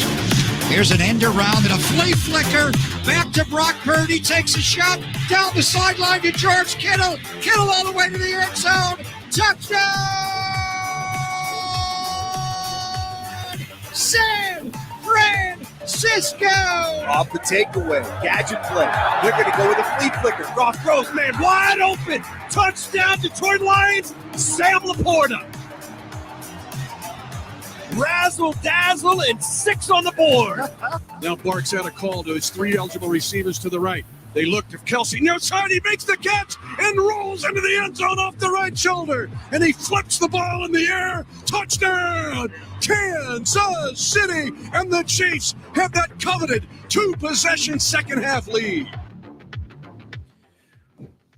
Welcome back to Hurrdat Sports Radio here on AM 590 ESPN Omaha, ESPN Tri-Cities. I'm Ravi Lulla, Avery Howard with me today, and we are halfway through our show here on a Monday. Hope you're enjoying your commute, maybe your first few hours at work on the day. Whatever it is, maybe you're working bank hours. You got this Columbus Day off. Oh. Lucky you. Wouldn't be honest if I was saying I wasn't a little jealous, but whatever you're doing, it's a good time to get over to the Beanery. It's 8:30. Still need that morning cup of coffee. They've got 4 area locations: Gretna, Papillion, Ashland, and a new location off of 168th and Giles. They've got a coffee truck that you can email them about, info@thebeanerycoffee.com. They roast their own coffee, locally owned and operated. They offer everything from you're a hot coffee person. Actually, I'm usually an iced coffee. Okay, because I thought I saw you rocking the hot coffee. Well, I'm trying today. to mature a little bit and be smart, So you're like, it's cold outside. I shouldn't be also drinking iced coffee. Yeah. Don't let anybody tell you that. It's not okay to drink iced coffee. Oh, believe me, I know. But then what happens is then I like really get upset with myself. And I'm like, just drink the hot coffee. You'd really be thankful. Because then I'm holding it and I'm like. Well, whatever kind of coffee you're into, hot, iced, they've got frozen specialty drinks. They got a little bit of breakfast for you as well. Check out our friends at the Beanery, serving people coffee. I'm an iced coffee guy all the way. I love iced coffee. I really have a hard time with hot beverages. I do too, because then I have to wait for them to cool down, and then it's like I got to chug them because then they're like kind of lukewarm. You can't have it. Yeah. You can't have like, it. That's why there's this much coffee left in my drink all the time. Right. Now it's not warm. Yeah, you're like, I didn't choose the right cup today, but still. You're like, it's not cold, but it's not warm. Yeah. You're in do that. No man's land here. That's right, Bo. Bo always has great life advice knows, for us. Right? Is that one that was? Bo knows. Whatever the hell it is. Different Bo, but yes, Bo does know. It was on a Husker shirt for a long time. It was. Do you know where the original is from? It's Bo Jackson. Okay, that was actually my guess, but then you really made me second guess when you gave me the look, and I was like, well, now if I say the wrong answer, now I'm kind of. No, it's okay. Those commercials came out at least 10 years before you were born, so you're okay. Like when? Like 1990? Like early 90s, I think. Late 80s, early 90s. Better. Okay, good. It was because obviously Bo Jackson was doing the dual sport thing. So I was good. Yeah, okay. So it was these. I think they were Nike commercials where it's like Bo knows, and then it was like all these different sports. Yeah. And so it was like Bo knows tennis, Bo knows basketball, Bo knows auto racing. There you can see. Shane knows because he's even older than I am. So yeah, that was definitely my guess. But then when you kind of gave me like, do you really know? And I was like, oh no, maybe I don't know. I'm sorry, I didn't mean to. No, it's okay. You know, the more you know. Exactly. And he's like, Bo knows Tour de France. Yeah. He had the little bike and everything. Okay. Well, and Shane was a Raiders fan, so he's all about the Bo Jackson. Hey, they play tonight though, right? They play tonight. Yeah, that could be fun. The Devontae Adams revenge game. Yeah. Is that you don't point the finger? Bo knows. I wanted to get back into that conversation we were having a little bit earlier about kind of this idea of having these guys on your team or in your room that are just way better than you realize. Whether it's Brock Purdy, he's got to be an MVP candidate at this point. He is right now. They talked about it today. Yeah. He's playing the position as well as anybody in the league right now. Obviously, I'm not putting him in the category of like Mahomes and guys like that, but as far as how he's playing this year, and he's got a lot of help. Don't get me wrong. Yeah. But it's really easy to forget that basically a year ago exactly, Trey Lance was the starter, who couldn't even get in garbage time yesterday for the Cowboys, but Trey Lance was a starter who they had drafted 3rd overall and moved heaven and earth to get to that 3rd overall pick. Jimmy Garoppolo, who had taken them to a Super Bowl, but I don't think anybody was ever like, oh yeah, Jimmy Garoppolo, that's our guy. They didn't win, by the way. They did not win. I'm aware. I was watching. Thank you for that. You're Appreciate welcome. it. Parade was really cool. Sorry, continue. All right, we're gonna have a hard time this morning. You have Jimmy Garoppolo, and then you've got Brock Purdy, right? Brock Purdy wasn't even the next guy up. Yeah. He had to wait for Trey Lance to get hurt, Jimmy Garoppolo to get hurt, and then he got his chance. And I've said this before, but Kyle Shanahan is one of the better offensive. I mean, he's top 2 or 3 offensive minds in the game. And that's being conservative. Like maybe like Andy. Maybe Andy Reid. Yeah. I think you put Andy Reid up there. I give Mike McDaniel the spot behind Shanahan since he learned under Shanahan. I'm going to give Shanahan the nod there. But, I mean, if you really press me on it, I'd say no lower than 2. My preference, I'd probably put him ahead of Andy Reid. But body of work, Andy Reid's is better, obviously. Right. So, but I mean, he's one of the top offensive minds in the game, and he had all 3 of these guys in the same room, and he's like, yeah, Brock Purdy's 3rd. Yeah. That's a real thing that happened. And so I get fascinated by this concept, right? Because, you've got guys, you want to go different sports. You've got guys like, I mean, the whole Jeremy Lin thing, right? He ended up not being a superstar, but you had this guy on your bench in New York, and then all of a sudden he rules the NBA for 2 weeks, and you're like, what happened there? Yeah, who? Right? Yeah, it's like this guy nobody had heard of, played in the Ivy League. Or you have guys like, I'll go back to teams I like. David Ortiz, when he signed with the Red Sox in 2003, he was a nobody, nothing free agent from Minnesota. He'd never hit more than 20 home runs in a year, had only played like 2 full seasons out of his first 5 or 6. He was a nothing signing. Nobody made anything about it. And then he gets to Boston, and in the next 5 years, he's top 5 in the AL MVP every single year. Mm-hmm. So you have these guys that just everybody knows they exist. Everybody knows they're out there.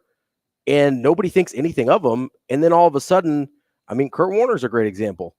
He was a nobody, nothing quarterback. He was behind Trent Green, and they were terrified to have to play him. And then Trent Green goes down, and they're like, well, I guess we're going to go with Kurt Warner. And they go win a Super Bowl. Mm-hmm. And he goes and is the NFL MVP. Mm-hmm. And then he goes and takes another team to the Super Bowl and ends up in the Hall of Fame. Like, there's a part of me that I would love to be in some of those rooms. Mm-hmm. And then I have this horrifying thoughts like, okay, I've been in some of those rooms. Which guys did I miss on? Like, which guys were on my basketball teams that I didn't give enough run to or didn't give enough time to, that I'm just sitting there and thinking, oh, crap, what did we miss? Mm-hmm. And kind of the funny thing about it is you never know. And I'm sure obviously you played Division I sports. Like, do you remember anybody on your teams or just growing up or playing against people that you're like, man, I think they're way better than maybe they get credit for? I will say that, like, being in the middle ground is really hard as an athlete. Like, you start some games, and this is a little bit different than Brock Purdy's situation, but in a way he understands this. Like, he was the starting guy in college. Like, he was the guy. For like 35, 38 starts, something like that. Yeah. Had great numbers. Like, I read off all of his, or not read off, but looking at all of his honors and awards throughout college. It's a long list.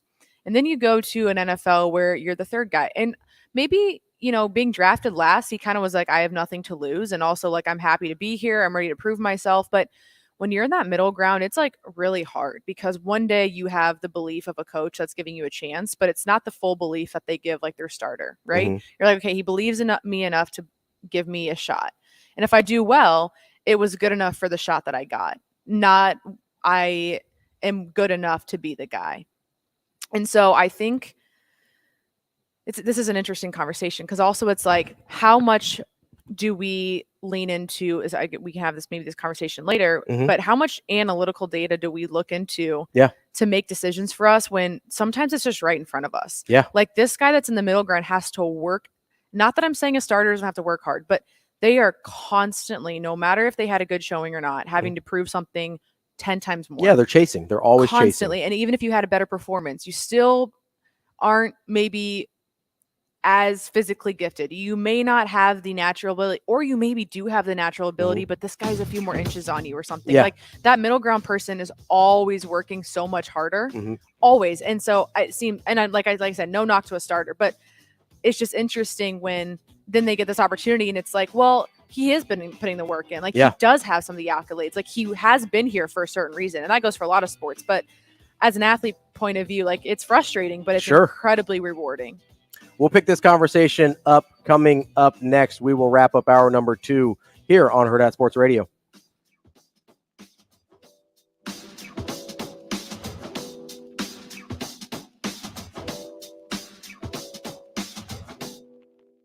We will be back.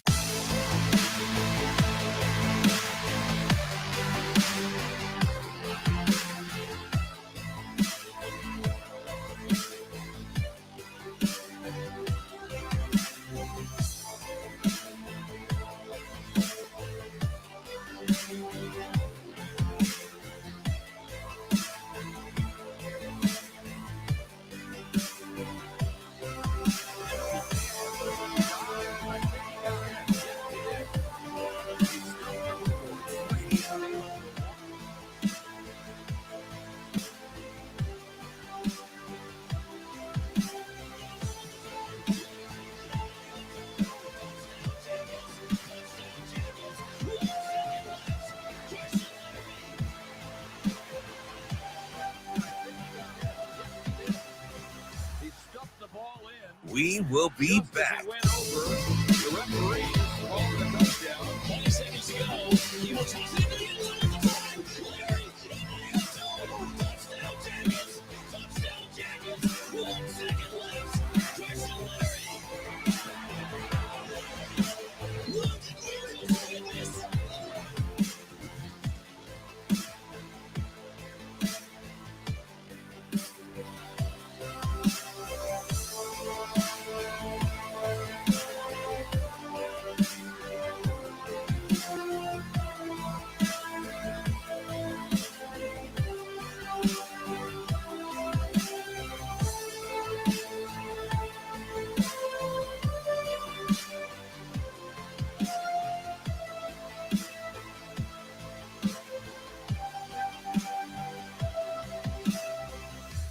We will be back.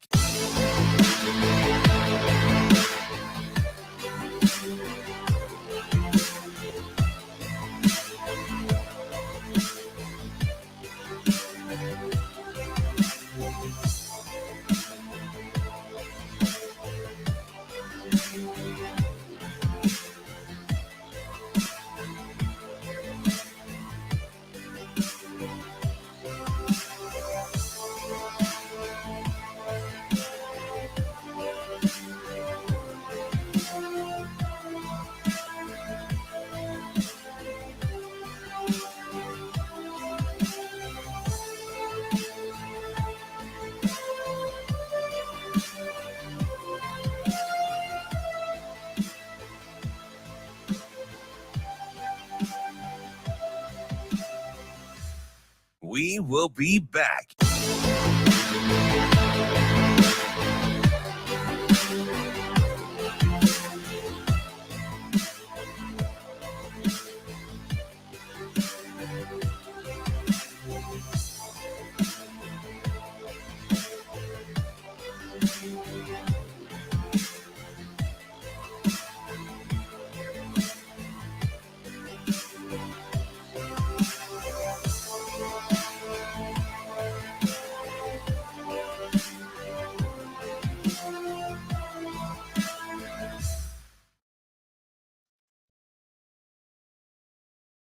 But they play like a team.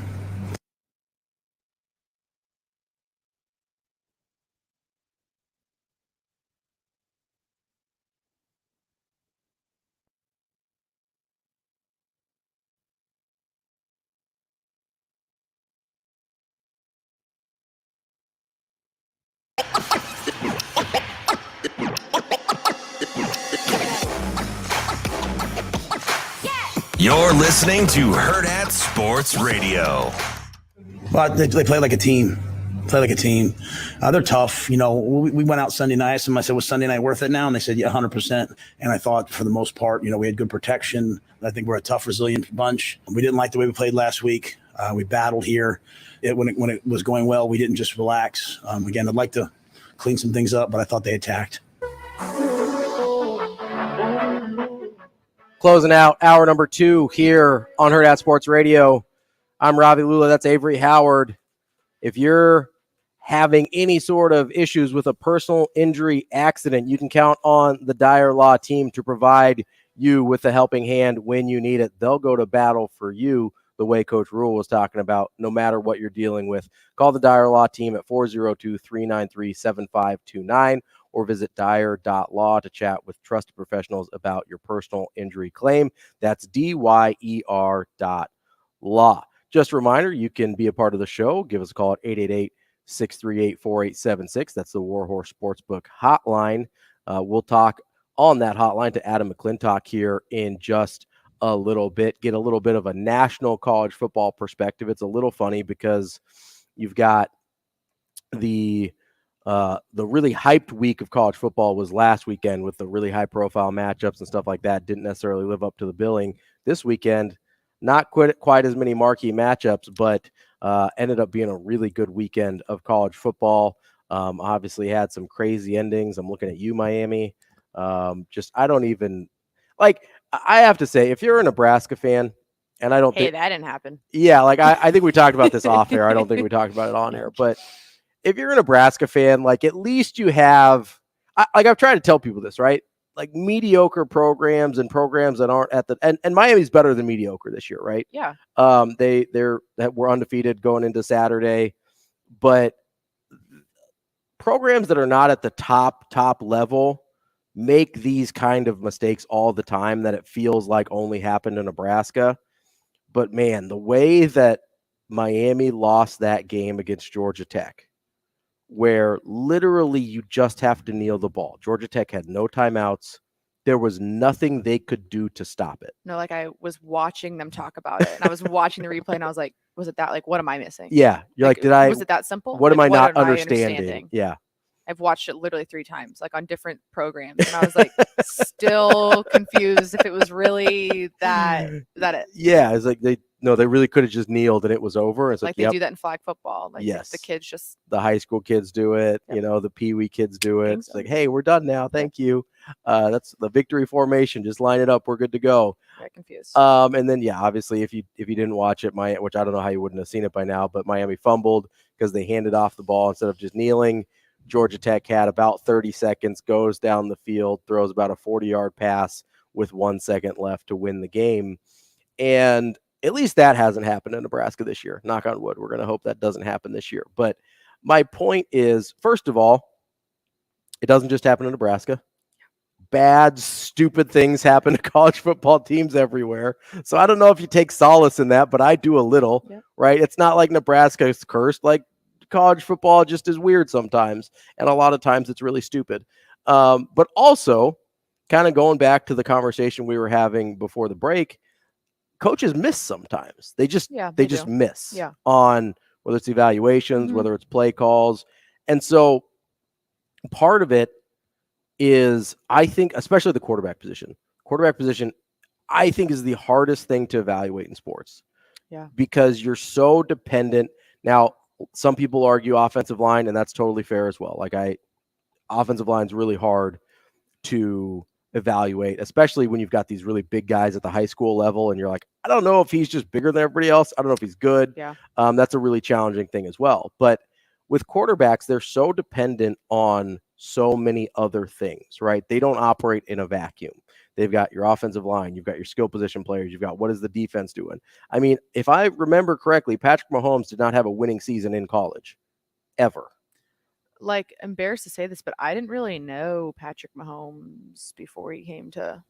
I don't think that's that big of a deal because Texas Tech was irrelevant. Yeah, like looking back on some of his, like looking back when you look like, okay, Patrick Mahomes college stats or whatever, you're like, oh, okay, like his stats are bonkers. Or like just plays, like okay, yeah. But it wasn't like we were wildly talking about Patrick Mahomes. No, I mean you had if you were a big draft nerd, you had people talking about like, hey, he's got a ton of arm talent. We kind of like him. People thought maybe late first round. People were kind of amazed that Kansas City traded up to get him where they did. I think at 15, but this was a guy that did not do a lot of winning in college. They were pretty mediocre to bad under Cliff Kingsbury at Texas Tech. And so not knowing who he was or knowing much about him, they weren't relevant. You shouldn't have known much about him unless you're a real sicko and watching, like below 500 Big 12 football all the time. And so you'd like to look at a guy like Brock Purdy and be like, well, yeah, he won a ton in college. And he took Iowa State, of all places, to a Fiesta Bowl and won most outstanding player and all this stuff, right? But then you've got a guy on the other side who, in Patrick Mahomes, who's one of the most talented and productive quarterbacks we've ever seen. And you're like, well, he didn't win it all in college. Like, yeah, he puts up big numbers, but everyone puts up big numbers at Texas Tech. Like, is this real? So it's so hard to evaluate the quarterback position for all of those reasons. And so I think it's really funny. Sometimes I get really frustrated by it, but I think it's really funny when people act like, oh, well, if the coach said he was better, then he's obviously better. Like you could make an argument that Jeff Sims is on the same level as Heinrich Haarberg. You're going to have a real hard time convincing me he is significantly better than Heinrich Haarberg in any way, except for he's got more experience. Right. But bad experience isn't necessarily, when you have experience being not very good, like how valuable is that experience? Yeah. Well, that's the thing too. It's like, that's kind of what we were talking about at the end of the last segment. Just like Heinrich has had a mindset of having to prove something for a very long time. And it's not that Jeff Sims is. This is no knock on starters, this entire conversation. It's just when you're a middle ground player, even in the recruiting. Yes. Like when you've either come from being the guy before and then you get knocked down a few levels, sometimes it doesn't even really have to do with anything that changed in your play necessarily. It could literally be a coaching decision. Or an injury, like the Jeff Sims things. And like sometimes when we said like the attributes go in favor, like when you watch a guy move, you're like, okay, that guy could be, that's the guy. When even the other guy might have some numbers on paper. So that's what I was kind of saying is, it's hard to be a person that is good enough to get a chance, but sometimes it's just to see if they can fill in and execute. Not enough to be the guy. And sometimes it's hey, can you just provide us depth to this position, right?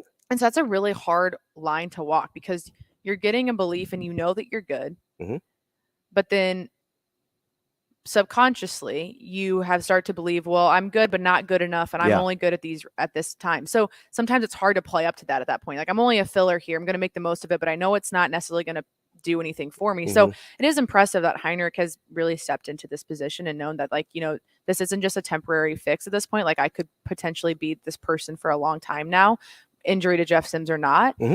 But this is such an interesting conversation for me when it comes to like just the looking at a player and giving him the respect that they deserve because of what they've given you versus just letting it be, hey, you know what? They were good for this game. Yeah. Cool. We'll put them back down. Right. Well, why? Why give them a half chance if you didn't believe in seeing what it leads to and so I think to watch Brock Purdy also do what he's done is impressive at the level he's doing it because, hey, he got a shot and he got a chance and he had to show it big. But then no longer is he working from behind mentality. Like you have to very quickly shift to okay, I've proved myself. Now I have to step into what I once was and know that it's in there. Because it's really hard as an athlete to go from being a player that was the player to then being knocked down and having to shift your mentality. I'm going to grind to prove to you. I'm going to grind to show you this. I'm going to grind to live up to this, even though people are doubting me, to then being no, I have an expectation now. And I'm going to operate at a confidence level that I know that I am this. When you go from two different levels, it seems like, hey, we believe in you. You got this. You got the talent. You got the whatever. Go. But it's really hard when you haven't had those reps in that position. When yeah, I'm that good, or I deserve this, or I shouldn't say many athletes are I deserve to do, but when you work that hard, but it's a conviction in your ability. Yeah, you have to start speaking to yourself that way instead of being hey, this is your only shot. Make the most of it. It's a big mindset shift. Well, and it's I think there's some advantage when the injury, whether it's to Jeff Sims, the high ankle sprain, or you want to go back to Brock Purdy, is a little bit longer term. So it's hey, you're going to get 3-4 games minimum, no matter what. We don't have a choice here. Right. And I think that can instill some confidence where you're hey, this is my shot. Because if you come in for a series here or there, I mean, how much can you really prove? Right. Even a game, how much can you really prove? But when hey, I'm going to get a couple shots here. I'm going to get an extended look to show what I'm about. To me, that is a really impressive thing to be able to take advantage of, whether it's Heinrich Harburg, whether it's Brock Purdy, because you do go from this underdog mentality. I'm not from one of the big schools, or I wasn't a highly rated recruit, or, Heinrich Harburg didn't have a lot of offers coming out of Kearney Catholic, was kind of a mid-star recruit. Jeff Sims was very highly touted coming out of high school. He chose to go to Georgia Tech, but he had just about everybody under the sun wanted Jeff Sims as a quarterback. And so they came from very different places. Jeff Sims pretty much started right away as a true freshman quarterback at Georgia Tech. And Heinrich Harburg was basically totally forgotten by the last staff and was ready to come play tight end for the new staff. They come from such different mindsets that it goes to that thing you're talking about being a grinder and always striving towards that spot. Coming up next, we will talk to our friend Adam McClintock, get a overview of that big college football weekend that we just came off of, and see some of his coaching analytics and what they're telling us. Maybe about that Mario Cristobal decision. I can't imagine that graded out well. We'll have all that and more here in the last hour on Hurrdat Sports Radio.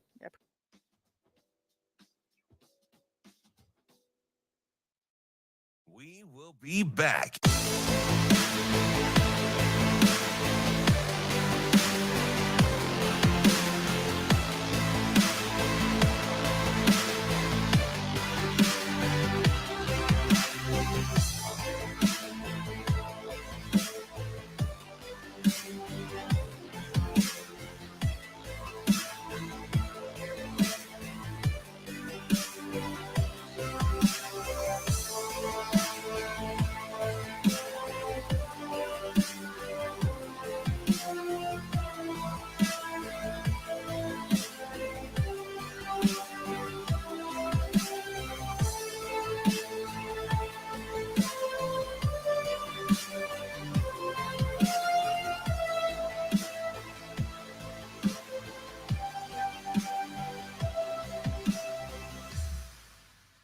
We will be back.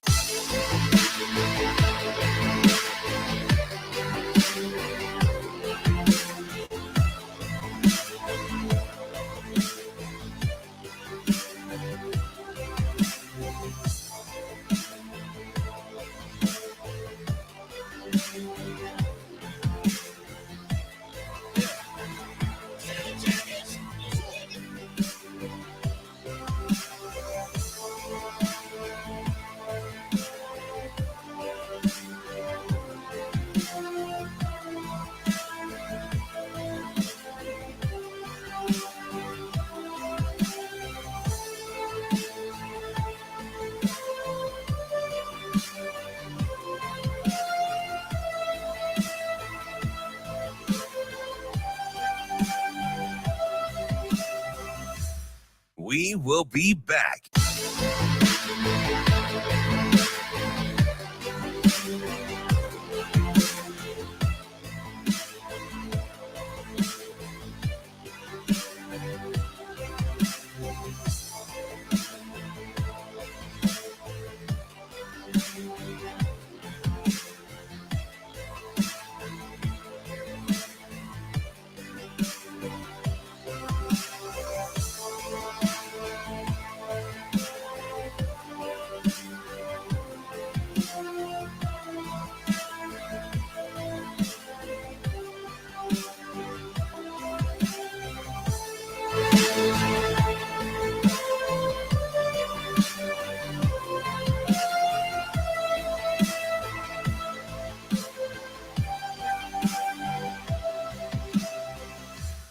We will be back.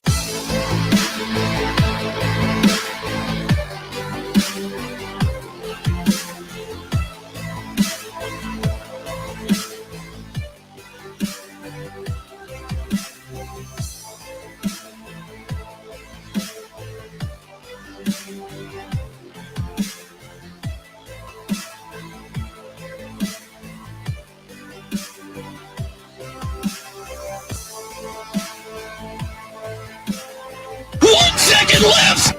He stuffed the ball in just as he went over. The ref. Touchdown Jackets! Touchdown Jackets! 1 second. Got in. Yeah, he did. He stuffed.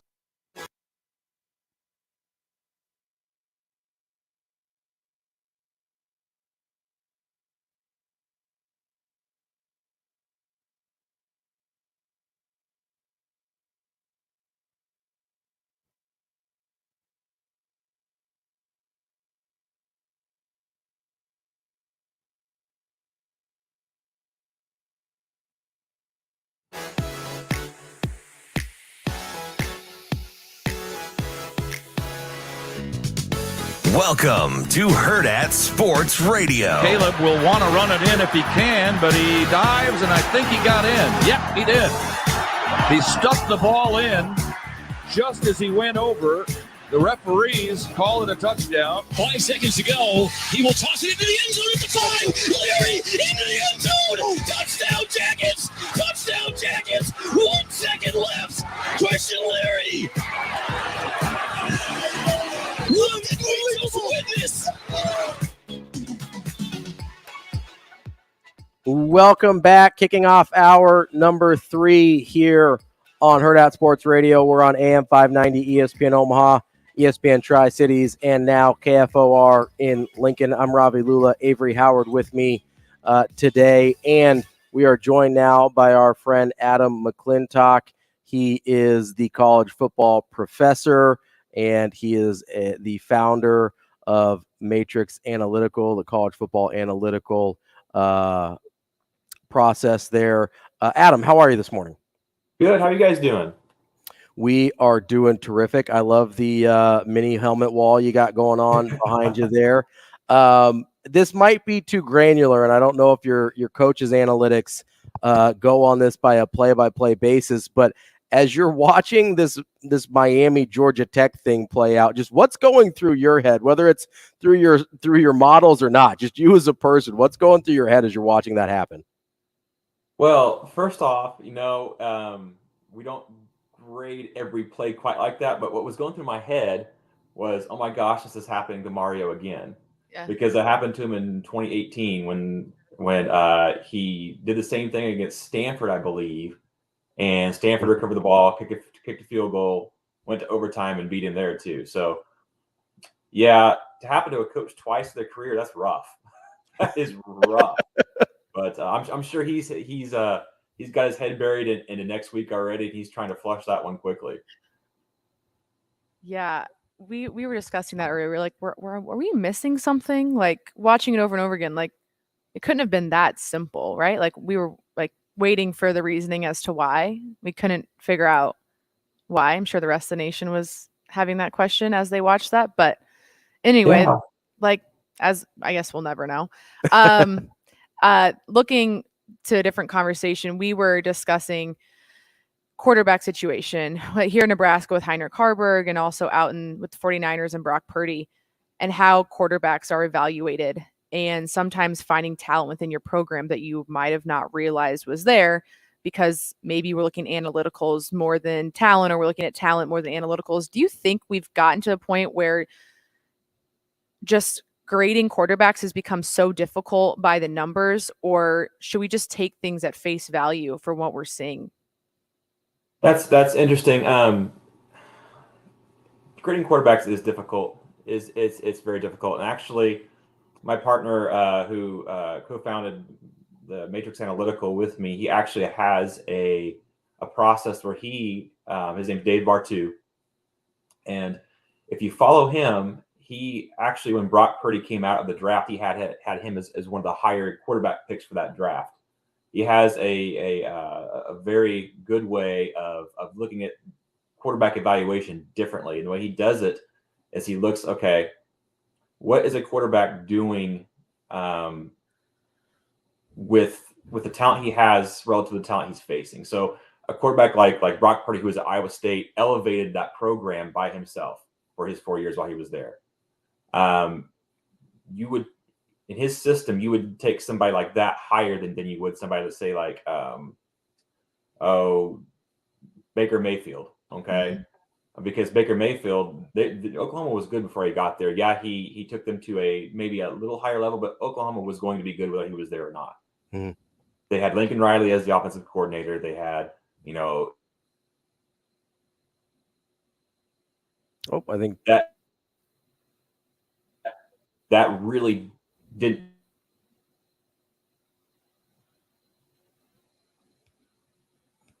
Did we lose Adam? Okay, I think we might have lost Adam in the stream there. Hear me? There you go. Oh, I think you're back. Okay, good. There we go. go. You're good. Yep. Okay.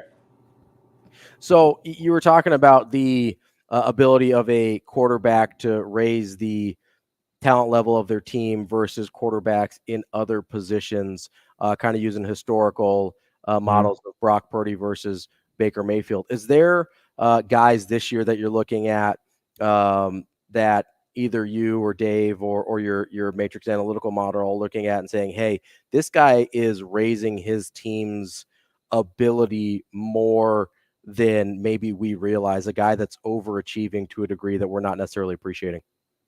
Yeah, there's a couple off the top of my head. Cam Ward out at Washington State is doing that right now, as well as Riley Leonard at Duke. Those are two names that have really come up between me and Dave in the last few weeks of, hey, these guys aren't getting all the pub that some of these, Drake May and Caleb Williams and some of the more prominent names out there are, but they are really raising the profile of their programs above what they typically are. So those are two names really to watch in this upcoming draft. Is there, on the other side of that, is there a guy or a couple of guys that maybe are getting a lot of the hype that your models show, hey, maybe not raising their teammates' level as much as we're giving them credit for? This might shock a few people maybe, but Caleb Williams, I think he's good. Don't get me wrong. I think he's very, very talented. I'm not saying he's going to be a bust, but he may not be that, and this is your word, Robbie, generational talent. Pays attention to that conversation. Yeah. He may not be the generational talent that people are making him out to be, just because of where he's at, the talent he's surrounded with, and his offensive coordinator. Since we're on this quarterback question topic of conversation and just recency, I guess, of the Texas-Oklahoma game, what do you think college football saw from Dillon Gabriel this past weekend? And do you feel like he's been talked about at the degree maybe he deserves, or just maybe not as much as you thought he would? Well, definitely Oklahoma has taken a few steps forward from this year to last year. I think that rivalry game is really hard to pick anything out of specifically, just because of the heat in that rivalry, I guess. Mm-hmm. But yes, Dillon Gabriel has really brought his profile up a lot this year. That Oklahoma offense is improved. Oklahoma as a team has improved. But I think a lot of that may be due to Brent Venables coming in and taking back over the defense. I think we've seen more so on the defensive side of the ball. Oklahoma has really taken leaps and bounds this year. But Dillon Gabriel, he isn't making some of the mistakes he did last year. Be it that maybe this is a second year, and at Oklahoma in that system, he's more familiar with what's being asked of him, and maybe actually more familiar with the teams he's facing as well. Gabriel didn't play in that Texas game last year. He got hurt early on. So we don't really know exactly what he would have done, to compare it to actually. So we're talking with Adam McClintock, college football professor. Adam, let's go a little bit a wider scope here with some of the teams that we've seen so far this year. It was a popular narrative, myself included, that Georgia had maybe taken a little bit of a step back this year. It seems like with their performance against Kentucky, they seem to be doing just fine. There was a lot of consternation with Alabama with an early loss, but they seem to be getting on track as well. And then you have teams like Texas, who I thought maybe could have been the best team in the country from how we'd seen them play early. And then they take a loss to Oklahoma. Who are you looking at as kind of some of the teams that really are the best teams in the country? Is it the usual suspects, the teams at the top of the rankings that we're talking about now, or who do you particularly like this year? It's interesting to say this because they never really get lost in the fold. Really, it's really difficult to think of them as flying under the radar. But there's not a lot of people talk about Ohio State right now. Yeah, true. They have a defense this year. They per play efficiency wise, they have the second best defense in the country. Second behind Michigan. Okay. They've played a tougher schedule than Michigan. If that offense can get on track, which we know the talent that surrounds, that quarterback there, he's got the best wide receiver room in the country when it's healthy. Mm-hmm. If they can get on track offensively, Ohio State is probably the team to beat this year. It's last year, the last couple of years, their bugaboo has been their defensive side of the ball hasn't been it's consistent enough, maybe physical enough. That's not the case this year. But from what we've seen so far. So I think Ohio State is one of those teams that we have to remember. Another team that I think is creeping up quickly, Oregon is playing very well. Their defense and offense are matching each other as well. Dan Lanning has brought that physical presence from Georgia to Oregon, and they're really playing good defense there, along with the offense we know Oregon to play. Another team, you have to look at Oklahoma. Look at the rest of their schedule. Okay, the rest of their schedule is they basically had a 1-game schedule this year. Okay, yeah. In Texas, and then there was the rest of the leftovers of the Big 12. Okay, now they're going to have to beat Texas again, most likely in the Big 12 championship game. Mm-hmm. That's going to be a rematch. We'll see how that goes. If they can get over that hurdle again, watch out for Oklahoma because they too are playing good offense and good defense. But follow up on the Ohio State here. You mentioned if the offense can get on track a couple times there. As you look at some of your analytics with Kyle McCord, do you have evidence to believe they're going to get on track, or does he need to show something he hasn't yet so far this season? I think he's starting to get on track. The last 2 weeks, they've really started to hit their stride a little bit more. I think early on, it was just a matter of getting timing down with some of those guys, getting some of those new pieces involved and trying to figure out what they want to do. Their offensive line wasn't physical early on. I think that's kind of coming into fruition after the Notre Dame game and after some of these most recent games. But Ohio State, they're going to go as far as their defense is going to take them. That's been the story the last 2 years with them. That's what's going to carry them. Their game this weekend against Maryland was impressive to hold that team to 17 points. Maryland has a good offense. And they were stymied by Ohio State. That's something we typically haven't seen from Ohio State in the last couple of years. Speaking of just some teams that haven't been spoken about as much, is there anyone on your radar that you think is going to surprise people at the end of the season? Really, I think at the end of the season, watch Duke. Okay. Okay. Duke's playing some good ball. Yeah, they lost to Notre Dame. Okay, Mm-hmm. That's I think that was maybe kind of expected there, but they still had every opportunity to win that game. Watch Duke. If they can claw their way up the standings and find their way into the ACC title game, I think they could shock some people. Speaking of the ACC, how are you grading out Florida State this year? Obviously undefeated, kind of taken what I think a lot of people expected, a leap forward for them. Have they been as good as their record would indicate to you? So far, it's kind of a you're not really for sure who you're going to get out of Florida State from week to week. They're not as consistent as some of those top tier teams, right? They're not as consistent as Oregon's been, or some of the teams I've mentioned. Oregon or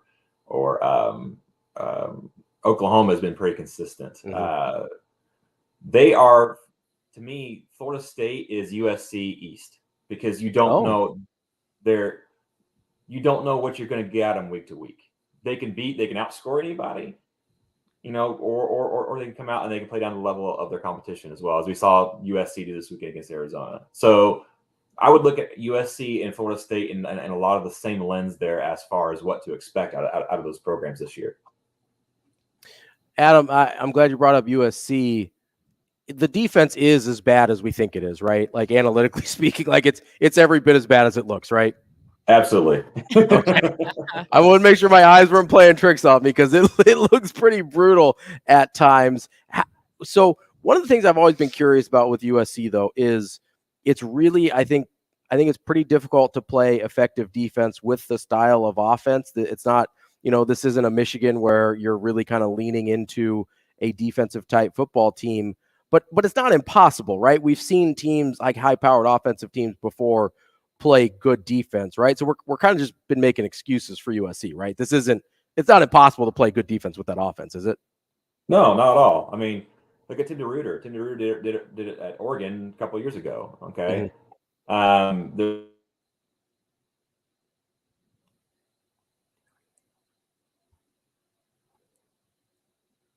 I think we lost. Nick Aliotti played good defense. I think we might have lost him. Ravi, are you there? Oh, yeah, kinda? I think we're there. Are we back? I think I'll remove him, bring him back in. Okay, yeah, let's try and bring him back in there. I guess the question I was getting to there is, we make a lot of excuses for like, it's with that pace, your defense is on the field a lot, you got a lot of quick scores and coming in off the field. And I get there's a different challenge there, right? And the numbers are going to look a little different. Yeah. But we can try it again here. We'll let Adam get back into it with the kind of answering that question about the USC defense. The raw numbers are going to look a little bit different when your offense scores that quickly and you play that high paced of a game. But as you were kind of saying, there is evidence of being able to still have not just functional, but high quality defenses in those situations, right? Absolutely. It's a totally different philosophy. You think of it as hockey. Okay. You got one line in, one line out. A lot of what Tony White is doing right now is actually predicated for up-tempo offenses. Oh, okay. So it's not impossible, but you have to pair that with a defensive coordinator who knows how to do that. For example, Jim Leonard, as great as he is, would not pair well with Lincoln Riley. Jim Leonard's defensive range, where he's the most efficient, is between 60 and 68 plays per game defended, where Lincoln Riley's offenses are demanding 75 to 80 plays per game defended. That's almost two whole more series for a defensive coordinator to do per game. So there are defensive coordinators who know how to do it. Jim Knowles at Ohio State is one of those guys. Mm-hmm. Tim DeRuyter is another one of those guys. I think if you heard me before, Nick Aliotti was really the first to champion that style of defense when he was paired with Chip Kelly at Oregon. So yes, it's a USC problem. It's not a, and I'm not going to name names, but I think everybody knows who I'm talking about when I say it's a USC problem. It's a fixable problem. He could have fixed it before he moved to LA, but he didn't do that.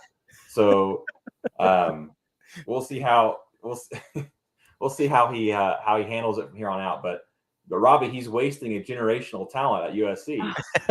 Caleb Williams, right? Certainly a college generational talent. Right there. Before you go, do you have any fun numbers from Nebraska's defense that you've seen this year? Absolutely. Nebraska, they have improved their defense over last year by almost 77% in per play efficiency. Tony White is the real deal. He's came in, he's done exactly what he said he was going to do. So when Coach Rhule talks about running defense to be the identity of this, it wasn't just lip service. He's actually, that's actually playing out on the field as we're watching. Adam, I'm curious. Did the you gotta get on the grass and play ball?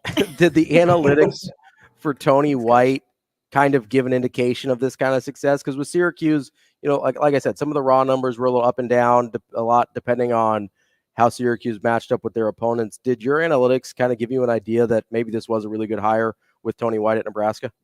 Oh yeah, he was one of the superstar hires that we were really excited about when it was announced that he was going to be the defensive coordinator.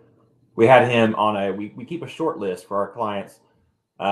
He was on our short list of up and coming superstar defensive coordinators who are young, who maybe not be household names yet, but they're on the up and come. He was on that short list. As a Nebraska fan, I was really excited to see that they were hiring Tony White, and he has came in and he's done exactly what the numbers show he can do and what was expected of him. Adam, real quick before I let you go here, who are you showing in terms of just coaching? Who's done the best job this year? Who are some of the guys that have really performed well just from your coaching analytics that you're looking at for so far, a little less than halfway through the season? Mike Elko is doing wonders at Duke right now. Sure. Yeah. Love what he's doing out there. He put together a great staff when he put it together the first time around. We were really excited about the staff he put together out there initially. He's doing wonders there. A name that a couple other programs that people maybe aren't watching but are doing a really good job. James Madison. Look at Kurt Signetti at James Madison is doing wonders there. Okay. Also, G.J. Kinney at Texas State. Nobody's watching Texas State, but go look at some of their box scores. They're doing some things there. They flipped that program pretty quick. He came in for an incarnate word, I believe, and he's doing some good things at Texas State. Other than that, that's kind of the list that comes to mind immediately. Trying to think of somebody else that may be off the beaten path. I mean, Jake Dickert at Washington State, but a lot of that, you have to be careful with that because they have a guy like Cam Ward who's really, we want to see when we grade coaches, we like to see it past a 4-year range. That way we know it's not just one player that is elevating the entire program, like maybe Cam Ward is doing at Washington State. Well, what do your analytics say about the job that Matt Rhule's done so far? He's right where we think he should have been. This Okay. is the models we had for Nebraska coming in had them at 3-3 this year. At this point in the year, they're right at 3-3. He's right on schedule. Okay. That's what we like to hear. Adam McClintock, college football professor. Where else can people find your work? You can find it on Patreon at patreon.com/CFB_professor. Other than that, just Twitter. There you go. Make sure you follow Adam McClintock on Twitter. He is CFB professor, CFB_professor. Excuse me, Adam. We appreciate your time as always. Great stuff. Thanks, guys. I appreciate it. Yeah, thank you. That's Adam. Appreciate you guys. That's Adam McClintock. He's a college football professor. Always super interesting stuff from him. As I kind of talked about, we were setting up the show. He gave me a little peek into some of their coaching analytics. So he's not going to give away the secrets, right? Because he does this not just for a living for people like us, but colleges actually hire him incredible. To kind of, that's what he was talking about with Tony White as him being on their list of superstar coordinators, which is kind of funny because I think a lot of people around here, when Tony White got hired, were like, who is this guy? What is he doing? Mm-hmm. Syracuse, like they weren't that good. What are we doing here? But I think he's shown probably faster than anyone on this staff. Like, oh, this guy can do it for sure at a super high level. So really appreciate. I mean, there's even if he does say on the grass all the time. You see that at Indy? How'd you know that? It drives me a little bit crazy. Iron sharpens iron. There's one question I want to ask. I'm done. Next time. Let's go. Let's go. Okay, let's go.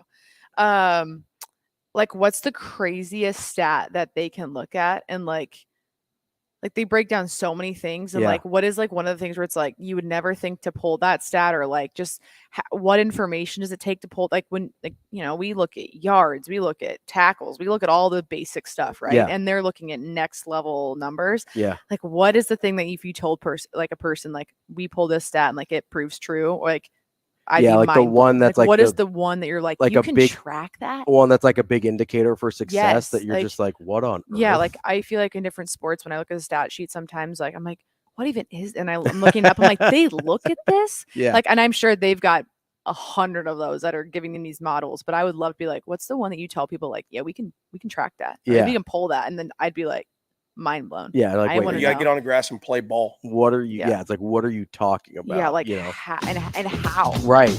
Like what indication are like like how do you even collect that data on some of those things, right?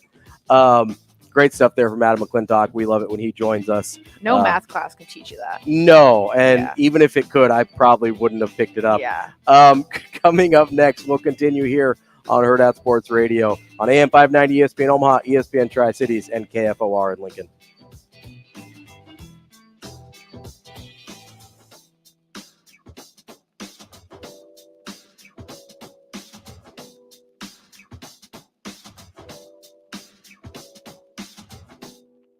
We will be back.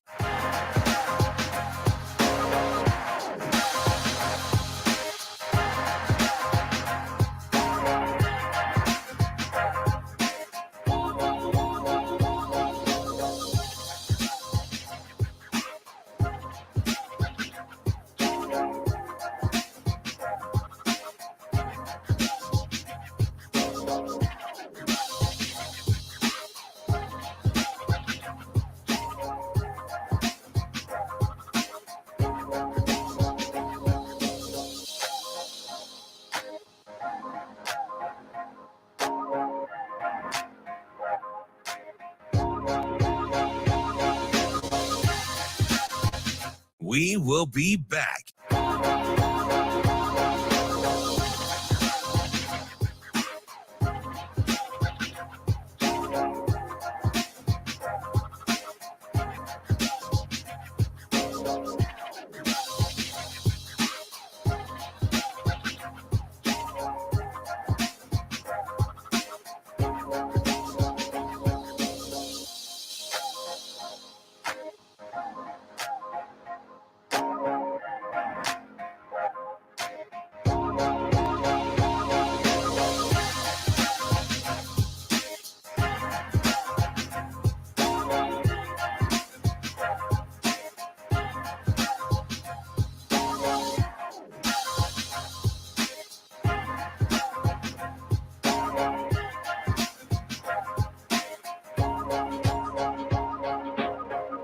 We will be back.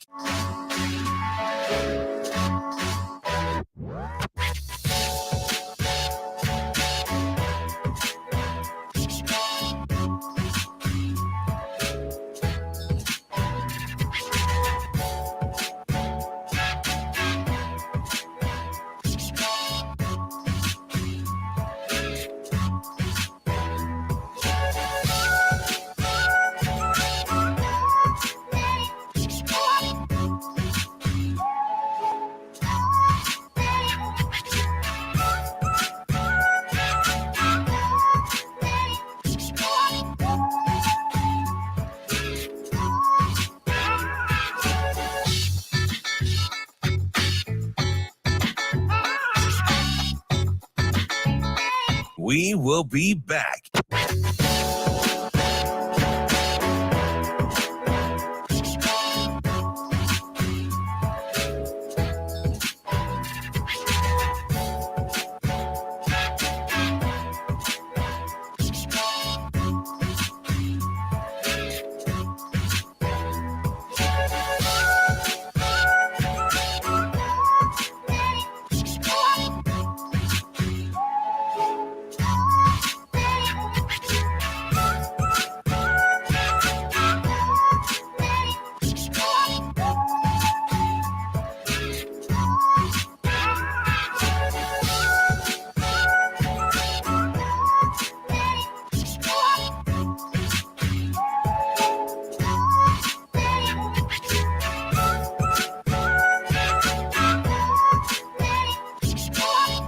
We will be back.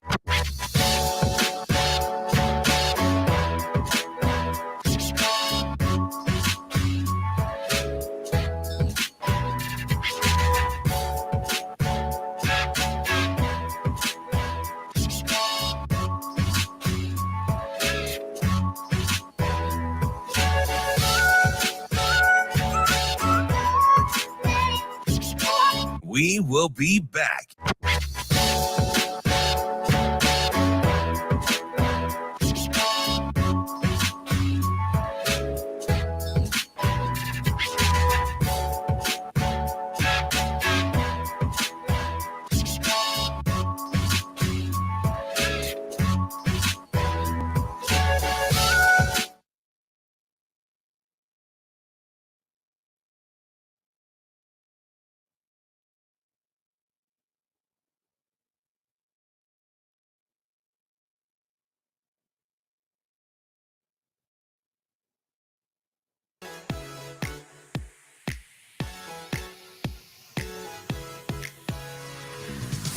You're listening to Hurrdat Sports Radio. Here's a snap back. Zone read. Take the handoff. Harvard's got it. 20, 15, 10, 5, dives, touchdown, Nebraska.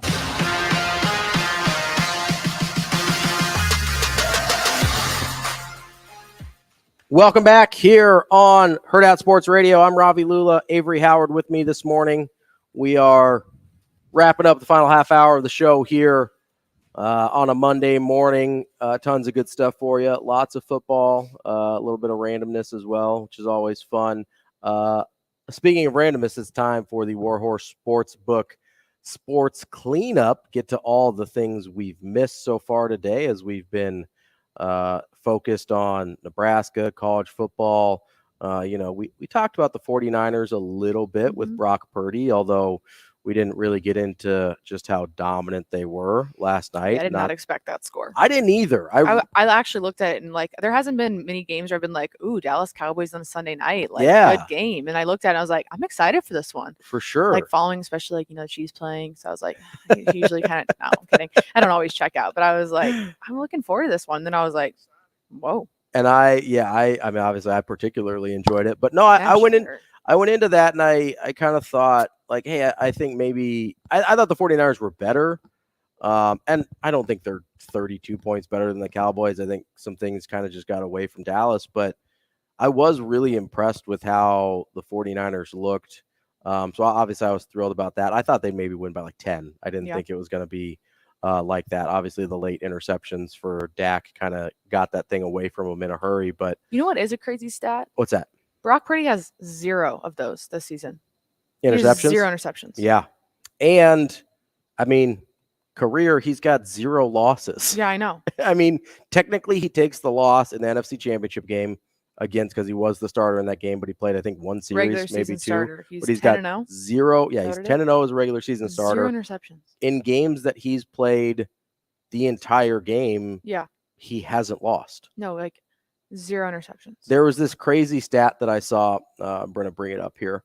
Over the course of his 10 starts, he's the first quarterback in history for all of these things to be true over any 10-start span in anyone's career, and he's done it in the first 10 starts of his career. That is to go 10-0, have a 70-plus completion percentage, 9+ yards per attempt, a over 10-to-1 touchdown to interception ratio, and led his team to 1,500-plus team rushing yards in 10 starts. They're averaging over 150 yards rushing per game in games that he started. No quarterback in NFL history over any 10-start span has ever matched those numbers. And those are the first 10 starts of his career. Oh, those were the first 10? Yep. Wow. Okay. He is getting it. My roommate went to Iowa State. Yeah. It's touchdown! As she would say, it's Brocktober in our apartment. Yes. It's Brocktober. Yeah. So we're on Brocktober mode right now. So just a little Brock Purdy appreciation. I know we've talked about him a little bit, just kind of in different contexts, but I'm not sure people appreciate how good he's been because of how talented the 49ers are everywhere around him. San Francisco!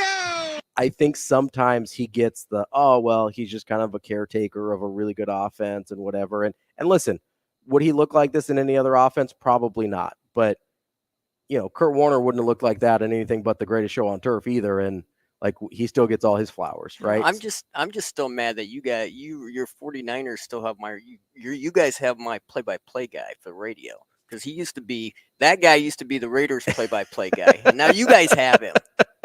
You love your radio play-by-play guys, Shane. I appreciate that about you.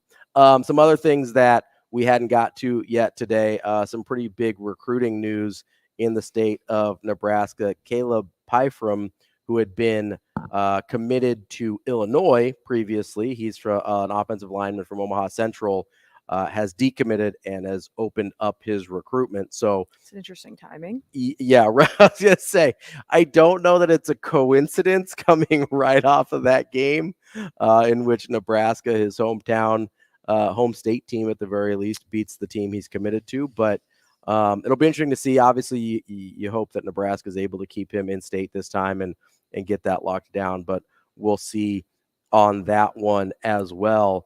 Anything bumping around your head that you wanted to?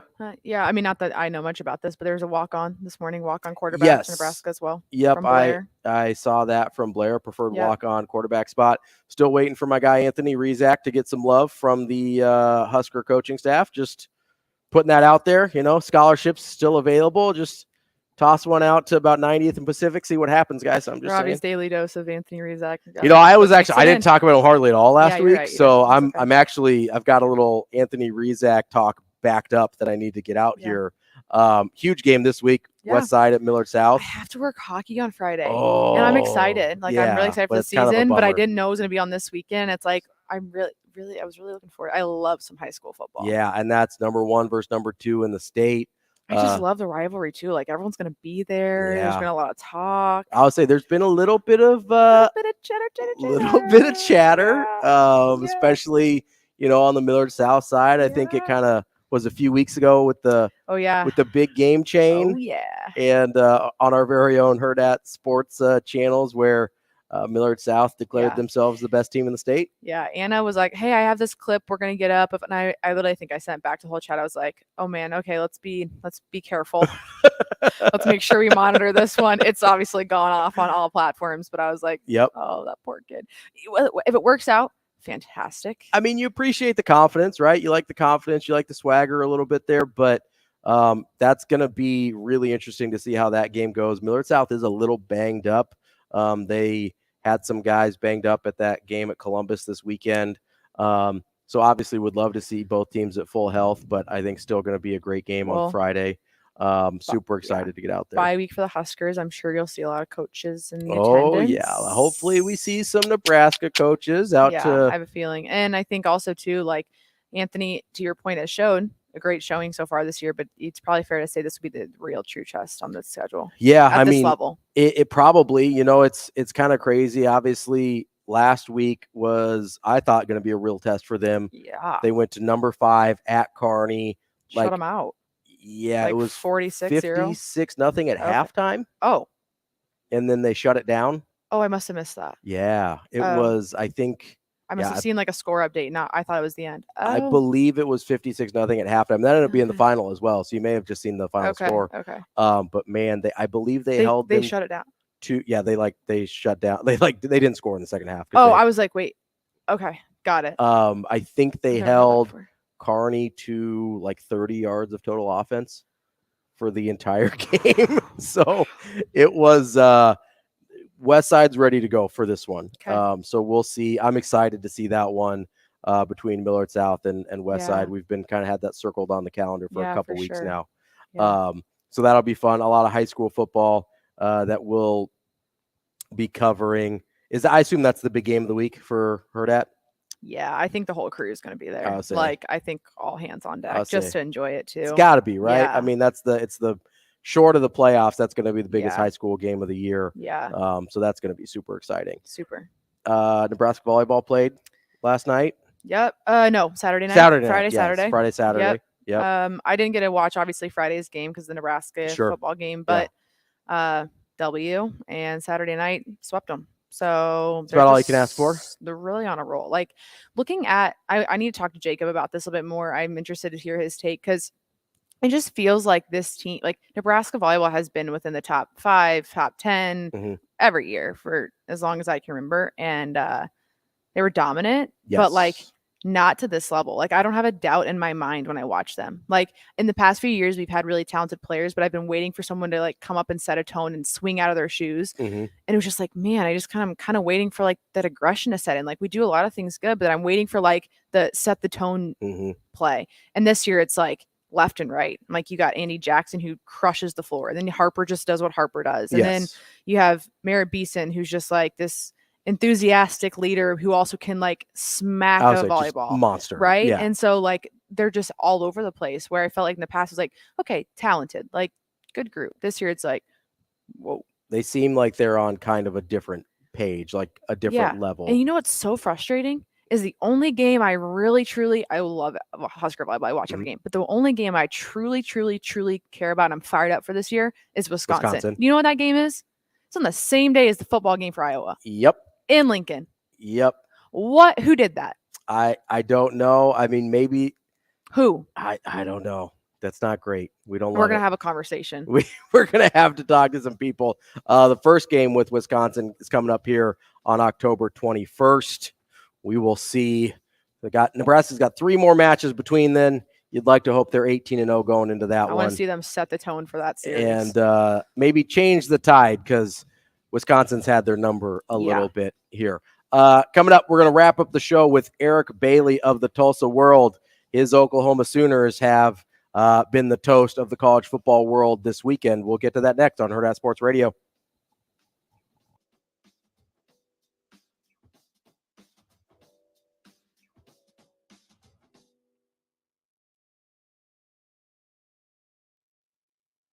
We will be back.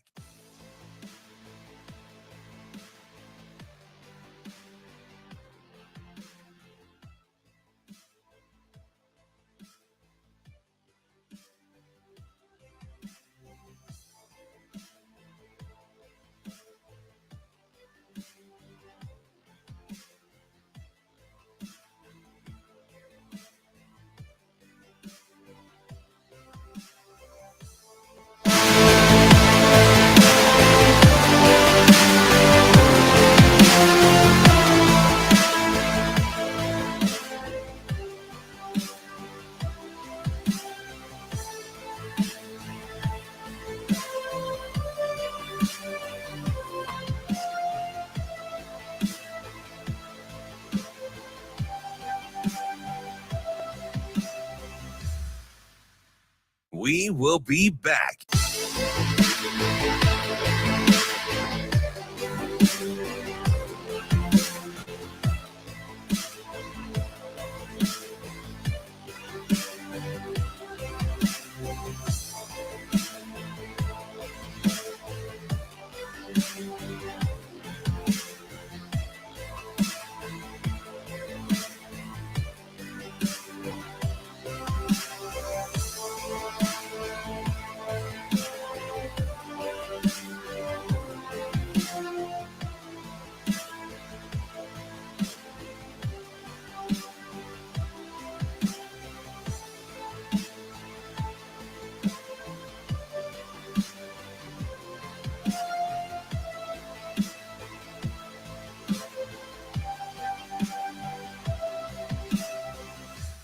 We will be back.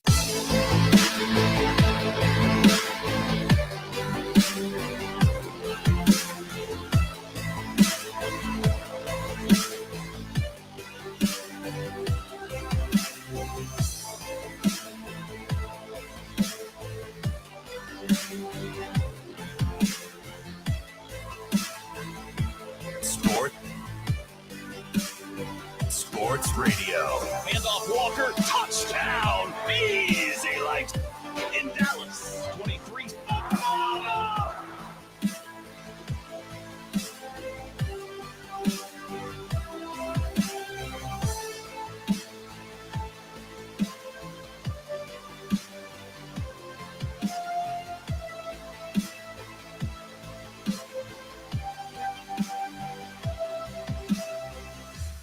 We will be back.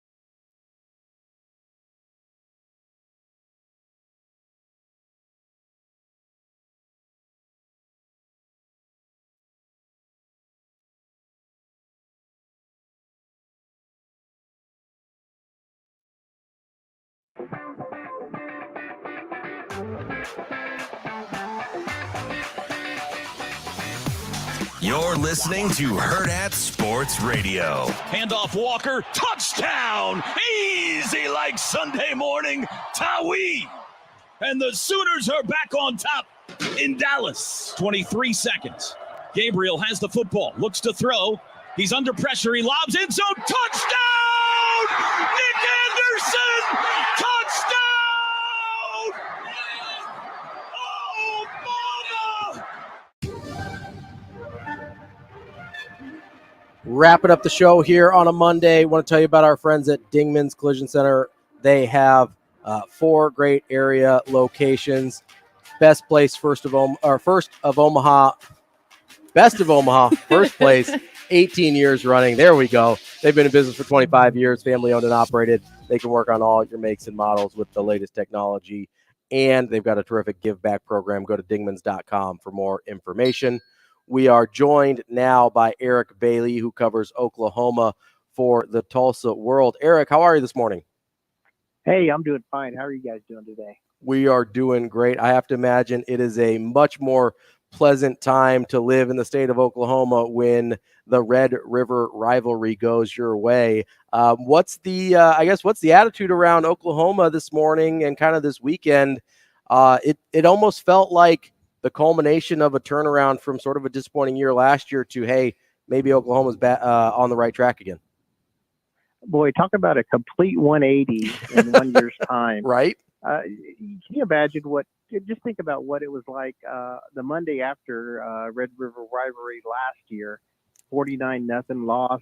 Everyone wondered what the back half of the season was going to be like last year, and everyone witnessed it last year. And now Oklahoma 6-0, ranked number 5 in the AP poll, trajectory is going way up.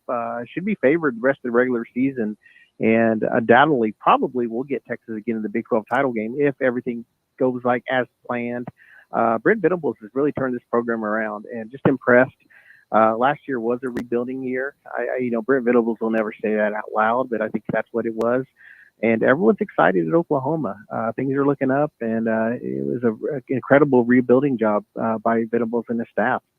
Eric, just being totally, I guess, honest here, how much of that rebuild had to do with the fact of how much talent that Lincoln Riley took with him when he left that job? I mean, that kind of has been a thing that's really changed the nature of some of these coaching hires than was way different than just a few years ago. Yeah, and I think that's it. I mean, when he left, it really took there was so much roster turnover. I think 97 first and second year players on this roster, this current roster. This has really morphed into Brent Venables' team. There's just a handful of players on this roster that have won a Big 12 title, which is incredible. When you think about that, there's not a lot of players on this roster that have experienced a Big 12 title. So when Lincoln left, there's not a lot of holdovers, and that was what Brent Venables had to rebuild. When he came the first year, he was just trying to plug in holes and just find able bodies to try to learn his system, learn the culture he was trying to teach. So it took time. And in year two, he went heavy in the transfer portal in year two to plug in those spots and find the needs that he really had. Remember last year, the first year, year one, he only had a month to really hit, or really a couple of weeks before signing day to hit some of the needs. Well, this past year, he hit a lot of those needs, and we're seeing the impact that those 8 or 9 transfer portal players on defense that fit what he wants to do, and they're making a huge impact because defensively Oklahoma is playing at a level we haven't seen in over a decade. Of those big impact names or transfers, who has lived up to the expectation, especially in a game like this that may be new to them and just has all the pressure and excitement surrounding it? Who really showed up this past weekend in one of those transfers? We're seeing guys like maybe a young guy, sophomore, Dason McCullough, a guy out of Indiana, was thrust into a starting position at the Cheetah role. He's a guy who Oklahoma lost their starting Cheetah to injury, and he was really thrown into a position where he needs to play a lot of snaps. And he really does well. He did well this past weekend. He was the guy that did well. Rondell Bothroyd out of Wake Forest. He's an older guy. He played, a 5th, 6th-year guy that came in here, and he's learned the system so well. He was big. He played huge for the Sooners as well. You just go around. Dejon Terry, a guy on the defensive line from Notre Dame, he had a huge play in the fourth quarter. Took Texas out of rhythm on that last drive. There's a lot of players that have came in and just made huge plays. Guys playing in their first OU Texas game that made impacts. They didn't know what to expect. They were older players, played on different levels, different games. They came in and they made big plays in this that really sealed the win for the Sooners on Saturday. We're talking with Eric Bailey of the Tulsa World. He covers Oklahoma. You're talking about guys that are playing in their first OU Texas game. One of those guys, despite starting most of last year, was Dylan Gabriel, who was not available for the Texas game last year. It seems like even though he was pretty good last year for Oklahoma, it seems like he's taken his game to an even higher level this year. What's it been like watching his development from year 1 to year 2 at Oklahoma? Extremely mature guy. I mean, here's a guy who started his career at UCF with Jeff Levy, OU's current offensive coordinator. So there was that relationship there. You just wondered when the carryover would really hit its stride at Oklahoma. They worked together last year, and had their ups and downs last year as they tried to recreate what they did at UCF. And now we're seeing the productivity that kind of we expected at Oklahoma this year. And going into the season, a lot of fans here wondered who was going to be the impact players at wide receiver. There were a lot of names, but no one had really proven themselves. And lo and behold, there's a ton of people making plays at the wide receiver position. And Dylan Gabriel has chemistry with a lot of those players. He has a lot of confidence and faith with those guys making plays. And Dylan Gabriel, it was funny. You never thought you'd use the word Heisman Trophy with him, but his odds skyrocketed after this Texas win. We're seeing him number 3, number 4 in the Heisman straw polls now. Odds makers have him really as a Heisman candidate. As they keep winning, I think those odds will stay up high. And, who would have thought that? Being a quarterback in Oklahoma, you're going to get a lot of attention. You probably get too much credit when things are going really good. You probably get too much disdain when things are going bad. Yeah. But I think it's a tough position, especially after you're following guys like Baker Mayfield, Kyler Murray, and Jalen Hurts, and Spencer Rattler and Caleb Williams. Those 5 quarterbacks, look how special those 5 are. And then when you're trying to follow those guys, this is a fan base that's used to outstanding quarterback play. It's a tough role. And he did something that no other Oklahoma quarterback has done in OU history, throw for 250 and run for 100 in this OU Texas game. He did that on Saturday. Not even Kyler Murray did that. So he's really he's placed his name in the OU record book with his performance on Saturday. Yeah, I want to talk about that. The stats of this game were pretty wild. Like, even for Texas, they put up a lot of good numbers, but on the Oklahoma side, you have almost 500 total yards of offense, 81 plays. Like, is that just the nature of this game, or is that something that wants to be the identity of this Oklahoma team? They like to go fast. That's the thing. They go fast. That's Jeff Levy's MO. He wants to stamp the ball, get it going, use tempo, get the defense moving, and that's what they did against Texas. The one thing Oklahoma has struggled with this year, and it's gonna be a storyline the rest of the year, is they really haven't been able to establish a run game, and that's one thing that helped Oklahoma win, is Gabriel used his legs. It was his career high with rushing yards. I think he had 113 against the Longhorns. That's something that he hasn't really shown. And I think that was huge. And Steve Sarkisian even said that after the game. They didn't expect him to run the football the way he did. So I think that's the key. We always talk running back by committee when teams can't, find an established running back. Well, you got to throw Gabriel in the mix with the way he was able to run the football. And those runs weren't all scrambles. They were designed run plays, some quarterback draws. And I think that going forward, that might be just another way Oklahoma is able to move the ball on the ground. Now, you got to be careful with that, too, because you don't want your quarterback taking too many hits. But I think that's something that Oklahoma may throw a little bit more, another wrinkle that they may throw in there just to be able to move the football on the ground. So moving forward, that might be something that you may see more of, just with the lack of just that game-breaking running back that they don't have on the roster this season. Eric, we'll get you out of here on this one. Looking at the rest of Oklahoma's schedule, not a ton of world beaters on that thing. At Kansas in a couple weeks might be the toughest one left on the slate there. How do you think they're going to deal with getting through this schedule without maybe looking ahead to a likely rematch with Texas in the Big 12 championship game? This is where it all comes to Britt Biddle, making sure this team's focused on a week-to-week basis and just making sure you're focused on one game at a time. That's such coach speak, but I think that's going to be so important for this coaching staff. Focus on UCF coming into town in 2 weeks. And then, that Kansas game is going to be tough. And who would have thought when Oklahoma and Texas leave the Big 12, Kansas could run this league in football and basketball? Who would have thought that? We'll see what the newcomers say about that. Colorado and Arizona State. Now. But who would have thought KU football and basketball? I think the BYU game is really intriguing. That's going to be a tough game. OU has to go to Provo late in the season, and that could be a night game. That could be a primetime game. I think that's going to be a tough venue to go in and get a win. I think that, in my eyes, that might be the toughest game for Oklahoma down the stretch. But it's all up to Lincoln Riley and his coaching staff to have this team prepared week in, week out to win Saturday, would go 1-0 on Saturdays. And again, I'm starting to sound like a coach. But I think that's going to be the biggest challenge for this team. Don't read your press clippings. Focus on one game at a time and try to get into that Big 12 title game. That's Eric Bailey from the Tulsa World covering Oklahoma. We appreciate your time. Eric, we'll talk to you again soon. Hey, thanks for having me on. You guys have a good week, okay? You too. That's Eric Bailey. Appreciate his time from the Tulsa World. That's all we have for you here today on a Monday on Hurrdat Sports Radio. We'll be back tomorrow on AM 590 ESPN Tri-Cities and KFOR in Lincoln.